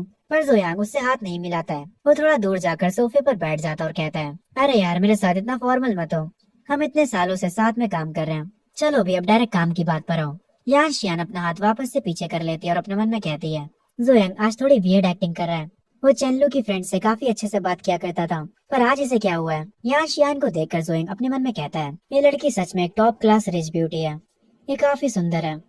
नहीं नहीं, मुझे ये सब नहीं सोचना चाहिए, मैं कोई सिंप नहीं हूँ। खैर आगे यान शियान कहती है, मेरे फादर आज बिजी थे, इसीलिए हमारी कॉर्पोरेशन की इंचार्ज मैं हूँ। जोयांग अपना हाथ ऊपर करता और कहता है, मैं उस कॉन्ट्रैक्ट को कैंसिल कर रहा हूँ। ये सुनने के बाद यान शियान को काफी गुस्सा आता और वो अपने मन में कहती है, ये कॉन्ट्रैक्ट को कैंसिल कर रहा है, क्या ये पागल हो गया है? ये तो चेनलू के लिए पागल हुआ करता था और अब ये कॉन्ट्रैक्ट को कैंसिल कर रहा है। जोयांग अपने सोफे पर बैठा होता और कहता है, मिस यान आपने वो सुना है ना, मैं पहले सिंप हुआ करता था और उस चेनलू के लिए मैंने अपना दिमाग खो दिया था। यान शियान अपने मन में कहती है, तुम ये बात मुझे क्यों बता रहे हो, हर कोई शहर में जानता है। मुझे यकीन नहीं हो रहा इसने खुद से मान लिया, इसके पास काफी हिम्मत है। यान शियान थोड़ा हंसती है और कहती है, जो तुम मजाक कर रहे हो है ना, तुम अभी काफी जवान हो, तो तुम सिर्फ एक लड़की के पीछे क्यों पड़े हो? ये सुनने के बाद जोयांग अपने मन में कहता है, एक सेकंड, ये कुछ गलत नहीं कह रही है। अगर तुम अपनी तरफ इशारा कर रही हो तो मुझे पक्का यकीन है तुम्हारा ड्रैगन किंग हस्बैंड मेरे पीछे चाकू लेकर भागेगा। आगे जोएंग कहता है, पर फिर मुझे पता चल गया। मैं पिछले दिन मंदिर में गया था, वहाँ मुझे बुद्धा का आशीर्वाद मिला। उन्होंने मुझे रास्ता दिखाया और मुझे सब कुछ साफ साफ दिखने लगा। लड़कियाँ मेरी जिंदगी में बस मुश्किलें बढ़ाती हैं। चेनलू या जो भी हो वो लड़की, वो मेरे टाइम के लिए वर्थ इट नहीं है। ये सुनने के बाद यानशियान अपने मन में कहती है, तो तुम्हें समझ में आ गया। पर बेवकूफ, मुझे ऐसा लगता है कि तुम्हें एलियंस ने पोजेस कर लिया है। कितना बेकार बहाना है तुम्हारे पास। पर रियलिटी में वो मुस्कुराते हुए कहती है, कांग्रेचुलेशन, तुम्हें अब समझ आ गया। जुयान कहता है, हाँ हाँ मुझे समझ आ गया। पर अगर हम कॉन्ट्रैक्ट की बात करें तो उसे कैंसिल करने की अब कोई नीड नहीं है। बस उसे थोड़ा सा बदल देते हैं। उसे चेंज कर दो डायरेक्ट कॉपरेशन में बिटवीन यान एंड जू फैमिलीज में। बाकी सारी चीजें लॉयर्स को हैंडल करने दो। मेरे साथ रहोगी तो तुम बहुत पैसा कमाओगी। ये सुनने के बाद यानशियान अपने मन में कहती है, एक सोलो डील मुझे ज्यादा बेनिफिट होगा। क्या ये मेरे पीछे पड़ा है? पर मैं ऑलरेडी शादीशुदा हूँ। जुयांग कहता है, मैंने सुना है मैडम यान का बर्थडे जल्दी ही आने वाला है। इस कॉन्ट्रैक्ट को मेरी तरफ से एक अर्ली बर्थडे गिफ्ट समझ लेना, और जब उनका बर्थडे आएगा तो मैं एक बहुत बड़ा प्रेजेंट लेकर खुद से आऊंगा। ये सुनने के बाद यानशियान अपने मन में कहती है, ओह तो ये सब उनके बर्थडे के लिए है। मैं फालतू में ज्यादा सोच रही थी। मैं कुछ ज्यादा ही नार्सिसिस्ट बन चुकी हूँ। जोएंग कहता है, कोई हमारे मेहमान को बाहर छोड़ कर आओ। यानशियान सोफे से उठते वक्त कहती है, जो मैं तुम्हें बर्थडे पार्टी का इनविटेशन भेज दूंगी। उम्मीद करती हूँ कि तुम जरूर आओगे। और ये कहकर वो यहाँ से जाने लगती है। एक मेड उसे बाहर तक ले जाती है। जोएंग उसे पीछे से बाय बोल रहा होता है। उसके बाद वो वापस अपने रूम में जाने लगता है और कह रहा होता है, ओके सारा काम हो गया, अब सोने का वक्त है। जिंदगी कितनी अच्छी होती है जब तुम सिर्फ रिलैक्स करते हो। जोएंग का सिस्टम स्प्रिट कह रहा होता है, मेरा होस्ट कितना होपलेस है, इसको सनशाइन दे दो और ये शाइन करने लगता है। और ये बंदा टोटली भूल जाता है कि ये एक विलन सिस्टम का होस्ट है। तभी से शिफ्ट होता है चैन फैमिली में। काफी सारे बॉडीगार्ड्स यहाँ पर खड़े होते हैं और एक पर्सन सोफे पर बैठा होता है। उसके सामने चेनलू खड़ी होती है। जो चेनलू होती है वो रो रही होती है और उसके गालों पर निशान होता है। वो रोते हुए कहती है, जोएंग ने मुझे मारा और हमारी डील को कैंसिल कर दिया, पर फिर भी उसे मुझे मारना नहीं चाहिए था। मैं रियल विक्टिम हूँ। पर ये सुनने के बाद चेनलू के डैड काफी गुस्से में आ जाते हैं और वो कहते हैं, तुम दोबारा से रोने लगी। तुम बस रोती ही रहती हो। तुम आखिर सोच क्या रही थी? क्या तुम ये सोच रही थी कि तुम जोएंग से पंगे ले सकती हो? चेनलू कहती है, डैड आप उससे डरते क्यों हैं? हमारी चेन फैमिली भी काफी अमीर है, तो मुझ पे इतना गुस्सा क्यों है ना? उसके डैड कहते हैं, कुछ भी हो अभी के लिए चीजें ऐसी ही हैं। बातें करने में टाइम वेस्ट नहीं करना चाहिए। हमारी फैमिली वैसे भी इतनी नहीं गिरने वाली अगर जू फैमिली हमें छोड़ भी देती है तो। तभी मेन गेट से यहाँ पर अंकल यांग एंट्री मारते हैं, वो भी काफी सारे लोगों के साथ, और वो कह रहे होते हैं, तुमने सही कहा। चेनलू के डैड उन्हें देखकर उठते हैं और गुस्से में कहते हैं, तुम्हारी हिम्मत कैसे हुई हमारे घर में घुसने की? अंकल यांग कहते हैं, मैं मास्टर जोयंग का बटलर हूँ। मैं यहाँ पर तुम्हारे कॉन्ट्रैक्ट की पेनल्टी पे करने आया हूँ। ये सुनने के बाद चेनलू के डैड काफी हैरान हो जाते हैं और वो अपने मन में कहते हैं, क्या जोयंग सच में कॉन्ट्रैक्ट को एंड कर रहा है? अंकल यांग कुछ डॉक्यूमेंट्स को अपने हाथ में लेते हैं और वो कहते हैं, ये टोटल 38 कॉन्ट्रैक्ट्स हैं और इन कॉन्ट्रैक्ट्स की वैल्यू है 100 बिलियन। हर कॉन्ट्रैक्ट पे 1 युआन पेनल्टी है। ये लो 40 युआन, छुट्टे अपने पास रख लेना। अंकल यांग अपने मन में कहते हैं, यंग मास्टर का प्लान काफी अच्छा था। पेनल्टी के तौर पर चेन फैमिली को 1 युआन देकर काफी अच्छा लग रहा है। चेनलू के डैड काफी गुस्सा हो जाते हैं और वो कहते हैं, तुम्हारी हिम्मत कैसे हुई हमारी चेन फैमिली की इंसल्ट करने की? ये सुनने के बाद अंकल यांग कहते हैं, अरे फैमिली हेड आप गलत हैं। कॉन्ट्रैक्ट के हिसाब से तो 38 युआन ही पेनल्टी थे, पर हमने आपको 2 एक्स्ट्रा युआन दे दिया, तो ये इंसल्ट कैसे हुई? या फिर आप जू फैमिली को नीचा दिखा रहे हैं? ये सुनने के बाद चेनलू के डैड अपने मन में कहते हैं, ये तो हमारी बहुत ही बेइज्जती हो रही है, पर ये ऑफिशियल कॉन्ट्रैक्ट है। ये बंदा अपने काम में कुछ ज्यादा ही अच्छा है। अंकल यांग हंसते हैं और अपने आदमियों से कहते हैं, चलो यहाँ से चलते हैं, और वो सब लोग यहाँ से जाने लगते हैं। तभी चेनलू के डैड के पास एक बॉडीगार्ड आकर कहता है, मास्टर हम उन्हें जाने नहीं दे सकते, वो ऑलमोस्ट हमारी फैमिली की पूरी वर्थ है। अगर बात फैमिली की आ गई है तो आप जोइंग को चेनलू की शादी का ऑफर दे दीजिए और जोइंग से माफी की भीख मांगिए। चेनलू ये सब सुन लेती है। वो कहती है, आखिर तुम क्या बकवास कर रहे हो? तुम्हें जोइंग के पास जाना है तो तुम जा सकते हो। चेनलू के डैड अपने मन में सोचते हैं, वो 100 बिलियन फैसला करेंगे कि हमारी फैमिली मरेगी या जिएगी। हम इस कॉन्ट्रैक्ट को खत्म होने नहीं दे सकते। चेनलू के डैड भागते हुए बटलर को रोकने के लिए जाते हैं। वो भागते भागते घर से बाहर आ जाते हैं और हम देखते हैं अंकल यांग यहाँ पर काफी सारे रिपोर्टर्स के साथ खड़े होते हैं। इन्हीं के घर के बाहर वो सारे रिपोर्टर्स से कह रहे होते हैं, सारे रिपोर्टर्स मेरी बात सुनो, मैं ऑफिशियली अनाउंस करता हूँ कि जू फैमिली चेन फैमिली से सारे बिजनेस टाइज कट कर रही है। अब से हमारे बीच कोई भी कनेक्शन नहीं है। सारे रिपोर्टर्स एक ही सवाल पूछ रहे होते हैं, बटलर यांग आखिर जू फैमिली अचानक से सारे टाइज क्यों कट कर रही है? अंकल यांग कहते हैं, एक असली कॉरपोरेशन दोनों रास्तों पर चलती है। अगर एक साइड सही नहीं है तो जो फैमिली उनसे जबरदस्ती नहीं करेगी। ये कहकर अंकल यांग अपनी कार में जाकर वापस बैठ जाते हैं और यहाँ से चले जाते हैं। चेनलू के डैडी ये देखकर काफी ज्यादा गुस्सा होते हैं। तभी हम एक बंदे को देखते हैं जो कि पेड़ के पीछे छुप कर ये सब देख रहा होता है। वो अपना फोन निकालता है और किसी के पास कुछ खबर भेजता है। हम एक ब्लैक सूट वाले बंदे को देखते हैं जो कि किसी से बात कर रहा होता है। वो कह रहा होता है जू फैमिली के हेड ने चैन फैमिली से सारी टाइज कट कर ली है, वो भी पब्लिकली, और उन लोगों की काफी बेइज्जती भी करी है। इस कंट्री में अब काफी बड़े चेंजेस आने वाले हैं। तभी से शिफ्ट होता है जोयांग के ऊपर, जो कि अपने बेड पर लेटा आराम से मोबाइल चला रहा होता है। इस टाइम पर वो फोन में देखता है हर तरफ उसकी फैमिली के बारे में न्यूज चल रही होती है। जोयांग ये देखकर कहता है इन लोगों को न्यूज के टाइटल तो अच्छे रखने चाहिए था, इतने लेम टाइटल कौन रखता है, हर बार ये लोग टाइटल में शॉकिंग ऐड कर देते हैं। आखिर मेरी सिंप रेपुटेशन कब खत्म होगी। तभी जोयांग के सिस्टम पर नोटिफिकेशन आती है, होस्ट ने लियन को अपने नीचे दबा दिया है, आपको 300 लक पॉइंट्स दिए जा रहे हैं। होस्ट ने लियन को बीट कर दिया है, आपको 1000 लक पॉइंट्स दिए जा रहे हैं। सिस्टम की नोटिफिकेशन को देखकर जोयांग काफी हैरान हो जाता है और वो कहता है पर मैंने कब लियान को कुछ करा, क्या मेरा कोई क्लोन है। तभी वहाँ पर सिस्टम स्प्लिट आ जाती है और वो अपने मन में कहती है अरे यार ये कितना बेवकूफ होस्ट है, तुमने तो लिनफैंग को कहा था लियान को हैंडल करने के लिए, इस पागल को लग रहा है कि इसने क्लोन मूव सीख लिया है, कितना पागल है ये कहने के बाद सिस्टम स्प्लिट चला जाता है। जोयांग अभी भी काफी हैरान होता है। वो कहता है अरे यार मैं तो लिनियान से मिला भी नहीं काफी समय से। तभी सिस्टम स्प्लिट उसे बताता है होस्ट प्लीज अपना दिमाग यूज कर लो, तुम्ही ने लिनफैंग से कहा था कि वो लियान से डील करे और अब तुम खुद ही भूल गए। ये सुनने के बाद जोयांग कहता है अरे हाँ मेरे पास दिमाग हुआ करता था, पर जब से ये सिस्टम मुझे मिला है मैं धीरे धीरे पागल होता जा रहा हूँ, तो ये तुम्हारी गलती है कि मेरे पास दिमाग नहीं है। ये सुनने के बाद सिस्टम स्प्लिट पागल हो जाता है और वो कहता है काश मैं अपना होस्ट बदल सकता, अगर मैं इंसान होता तो मैं तुझे ही मारता। सीन शिफ्ट होता है और हम देखते हैं लिनफैंग कुत्तों की तरह लियान को मार रहा होता है और कह रहा होता है एक्सेप्ट कर रहे हो या नहीं, एक्सेप्ट कर रहे हो या नहीं कि मैं तुम्हें और मारूं। लियान कह रहा होता है आखिर ये हो क्या रहा है। वो अपने मन में कहता है ये बंदा मुझे इतने बेरहमों जैसे मार क्यों रहा है, ये कह रहा है कि अगर मैं एक्सेप्ट नहीं करूंगा तो ये मुझे मारते मारते मार देगा, और जब मैंने एक्सेप्ट कर लिया तो ये मेरा मजाक उड़ा रहा है और उसके बाद मुझे दोबारा मारा। आखिर मैं करूँ तो करूँ क्या, आखिर इसे किस तरीके का जवाब चाहिए था। तभी हम थोड़ी देर पहले का सीन देखते हैं कि आखिर ये लड़ाई शुरू कैसे हुई। तो बेसिकली ये दोनों कैंपस हॉल में थे। लिनफैंग आकर लियान को धक्का दे देता है। लियान कहता है अंधा है क्या बे। लिनफैंग हंसते हुए कहता है यार मैं तुमसे गलती से टकरा गया था और तुम डायरेक्ट ही मुझे गाली देने लगे, मैं तो बस माफी मांगने ही वाला था, पर क्योंकि अब तुमने मुझे गाली दे ही दी है, तुम एक अच्छे इंसान नहीं हो, तुम्हें एक जेंटलमैन की तरह रिएक्ट करना चाहिए था, पर अब क्योंकि तुमने जेंटलमैन जैसी एक्टिंग नहीं करी तो चलो अपने हाथों से मामले को सॉल्व करते हैं। ये सुनने के बाद लियान अपने मन में कहता है मैं पहले स्टेज के पीक पर हूँ, कल मैं जोयांग से थोड़ा हार गया था पर वो अलग बात है, अब तो मुझे रैंडम लोग भी आकर हल्के में ले रहे हैं, इनकी ऐसी की तैसी ने सबक सिखाना होगा।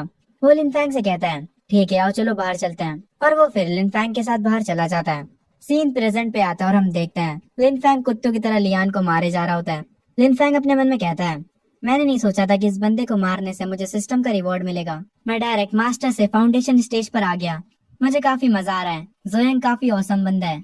लियान कहता है छोड़ो मुझे, लड़ाई करना बंद करो, अब मैं हार चुका हूँ, मैं गिव अप करता हूँ। लिनफैंग उठ जाता है और उसे छोड़ देता है। लिनफैंग कहता है इस बात को याद रखना बच्चे, अब से अपनी आंखें खुली रखना, तुम हर किसी से पंगे नहीं ले सकते हो।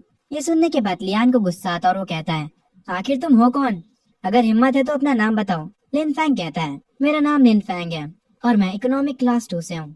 अब तो मैंने तुम्हें नाम भी बता दिया और क्लास भी, जो बिगाड़ पाओ बिगाड़ लो, मैं वैसे भी हर टाइम तैयार रहता हूँ।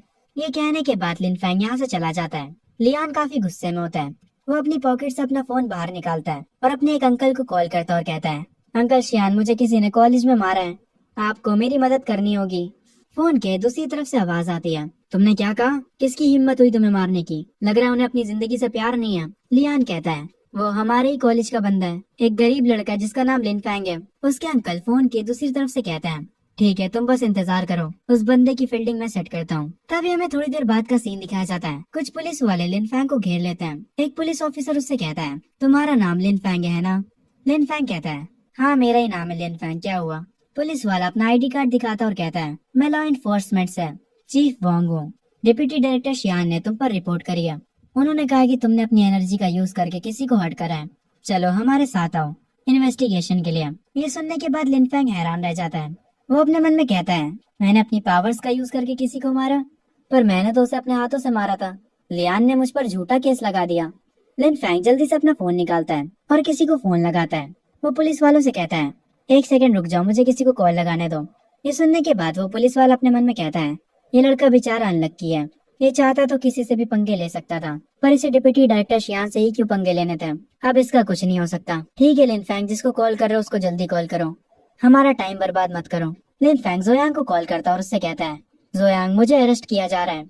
लियान ने मुझे झूठे केस में फंसा दिया है कि मैंने उस पर वेपन से अटैक किया है। जल्दी कुछ करो और मेरी बेल कराओ। ये कहकर लिन फैंग कॉल को काट देता है और पुलिस वालों से कहता है, चलो चलते हैं। लिन फैंग अपने मन में कहता है, यार पर मैं तो इमॉर्टल एम्परर हूँ, मुझे तो इस दुनिया पर रूल करना था। मेरा बस आज दूसरा दिन है अर्थ पर और मैं आज ही जेल जा रहा हूँ। ये कितना एम्बैरेसिंग है। सीन शिफ्ट होता है जोयांग पे। वो ये सुनने के बाद हंसने लगता है और कह रहा होता है, बताओ ये लोग फॉर्मर एम्परर को जेल में भेजने वाले हैं। ये प्लॉट ट्विस्ट तो काफी अजीब है। नॉवेल्स में तो पुलिस वाले चीजों से दूर रहते हैं, पर ये चीज लिन फैंग के साथ क्यों हो रही है। मेरा नंबर 1 हेल्पर अरेस्ट हो चुका है। जोयांग अपने कोट को पहनता और कहता है, मुझे उसकी मदद करनी होगी। आखिरकार लिन फैंग ने मुझे 1800 लक पॉइंट्स दिए हैं। सबसे इम्पोर्टेंट बात, वो मेरा टॉप का बंदा है। मुझे ऑलरेडी इविल स्प्लिट मून मिल चुका है। जो फॉर्मर एम्परर है वो अब सेफ है। सीन शिफ्ट होता है पुलिस स्टेशन पर। जुयांग चेयर पर बैठा होता है। एक पुलिस वाला उसे चाय देते हुए कहता है, यंग मास्टर जुयांग अपनी चाय को एंजॉय करिए। लिन फैंग जुयांग के पीछे खड़ा होता है।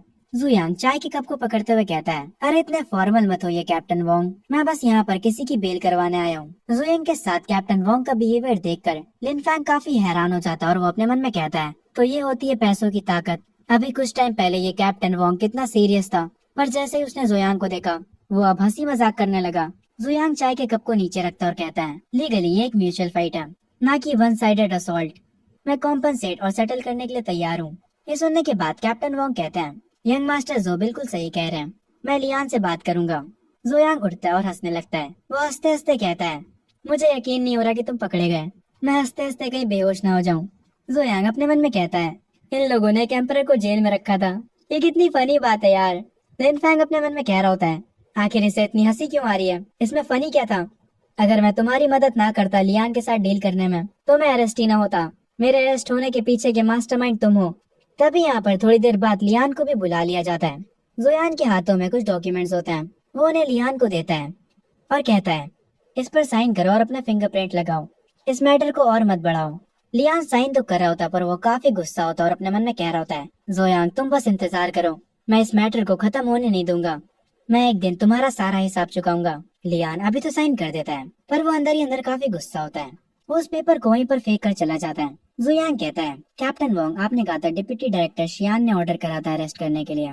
डायरेक्टर वोंग कहते हैं, हाँ शियान सर ने ऑर्डर दिया था मैं डायरेक्ट अरेस्ट करने का। जुयांग अंकल यांग को कॉल करता और उनसे कहता है, अंकल यांग जरा डिप्टी डायरेक्टर शियान चेंग के बारे में पता तो लगाइए, और उनके बारे में कुछ भी बुरा पता चले तो तुरंत रिपोर्ट करिएगा। जितनी डिटेल्स आप निकलवा पाएंगे उतना ही अच्छा होगा। अंकल यांग फोन की दूसरी तरफ से कहते हैं, ठीक है यंग मास्टर मैं समझ गया, मैं वादा करता हूँ कि मैं सब कुछ संभाल लूंगा। जुयांग कॉल काट देता है।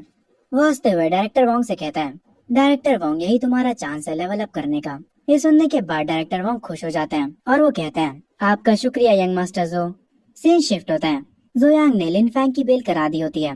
वो लोग बाहर सड़क पर चल रहे होते हैं। जुयांग लिन फैंग से कहता है, अगली बार ध्यान रखना यार, मास्क पहनने के बाद ये सब काम करा करो ताकि तुम्हें कोई पहचान ना पाए। बस मारो और भाग जाओ, कोई पहचान ही नहीं पाएगा कि ये तुम थे।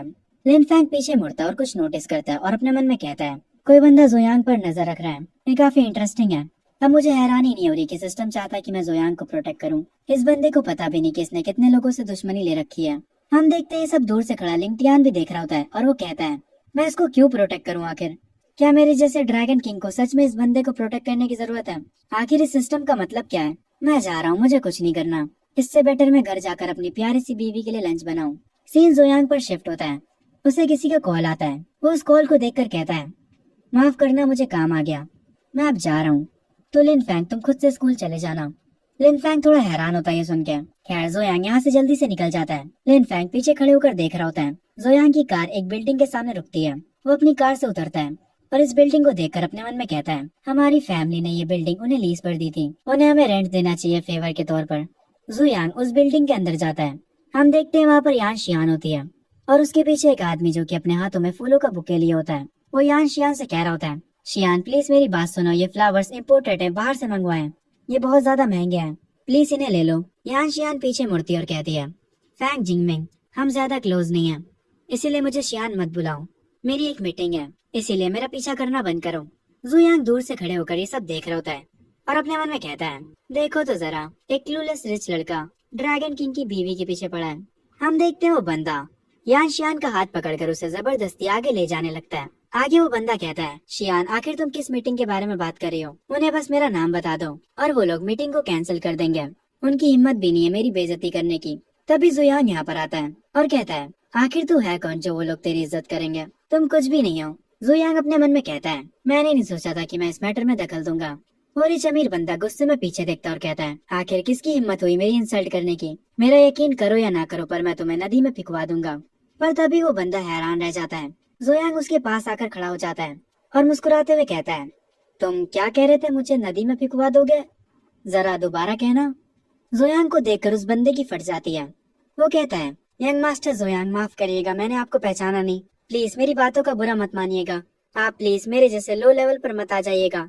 ये सुनते ही जुयांग उसे एक किक मारता है और उसे जमीन पर गिरा देता है। जुयांग अपने कोड को सही करता है और उस बंदे से कहता है, चुपचाप यहाँ से निकल जा। जुयांग अपने मन में कहता है, ड्रैगन किंग, मैंने तुम्हारी वाइफ को प्रोटेक्ट किया। जब मैं चाइल्ड ऑफ डेस्टिनी को अपने नीचे कर लूंगा तो तुम बिलियन फैंग जैसे मेरी मदद करने लगना। वो बंदा घुटनों पर बैठकर कहता है, यंग मास्टर जो, मैं यहाँ से जा रहा हूँ। ये कहकर वो यहाँ से चला जाता है। सीन शिफ्ट होता है मीटिंग रूम की तरफ। यान शियान और जुयांग बैठे होते हैं। यान शियान जुयांग से कहती है, यंग मास्टर जो, आपका शुक्रिया। जुयांग कहता है, अरे तुम्हें यंग मास्टर बोलने की जरूरत नहीं है, तुम मुझे जुयांग बुला सकती हो। अनजानो जैसा बिहेव मत करो और मुझे कॉन्ट्रैक्ट दिखाओ। यान शियान अपने पर्स को खोलती है और उसमें से कॉन्ट्रैक्ट के पेपर्स निकालती है। वो उन डॉक्यूमेंट्स को जोयांग के पास लेकर आती है और उसे दे देती है। जोयांग अच्छे से बैठकर उन पेपर्स को चेक करने लगता है। उनको अच्छे से देखने के बाद वो उन पर अपना साइन कर देता है। ये देखकर यान शियान कहती है, तुमने पूरे डॉक्यूमेंट्स को नहीं पढ़ा? क्या तुम बिना पढ़े उन्हें साइन करने वाले हो? जोयांग कहता है, अब से हम एक परिवार हैं, इसीलिए इतना केयरफुल होने की जरूरत नहीं है। ये सुनने के बाद यान शियान थोड़ा शॉक हो जाती है और वो अपने मन में कहती है, एक सेकंड रुको, इसका क्या मतलब था? क्या ये मुझे पसंद करता है? पर मैं पहले से शादीशुदा हूँ। अगर यही बात है तो मुझे लिंगटियान के साथ यहाँ से भागना होगा। जोयांग अपनी चेयर से उठता है। यान शियान अपने हाथ में एक इनविटेशन लिए होती है और उसे जोयांग को देते हुए कहती है, 2 दिनों बाद मेरी ग्रैंड माँ का बर्थडे है, तुम्हें वहाँ जरूर आना होगा। जोयांग उस बर्थडे के इन्विटेशन को ले लेता है। वो उसे देखते हुए कहता है, हाँ मैं वहाँ जरूर आऊंगा। और वो अपने मन में कहने लगता है, एक बर्थडे पार्टी है ना, मैं उम्मीद करता हूँ ये पार्टी अच्छी हो। वहाँ पे ड्रैगन किंग भी होगा। मैं इस पार्टी के लिए काफी एक्साइटेड हूँ। मीटिंग पूरी करने के बाद जोयांग बिल्डिंग से बाहर आ जाता है।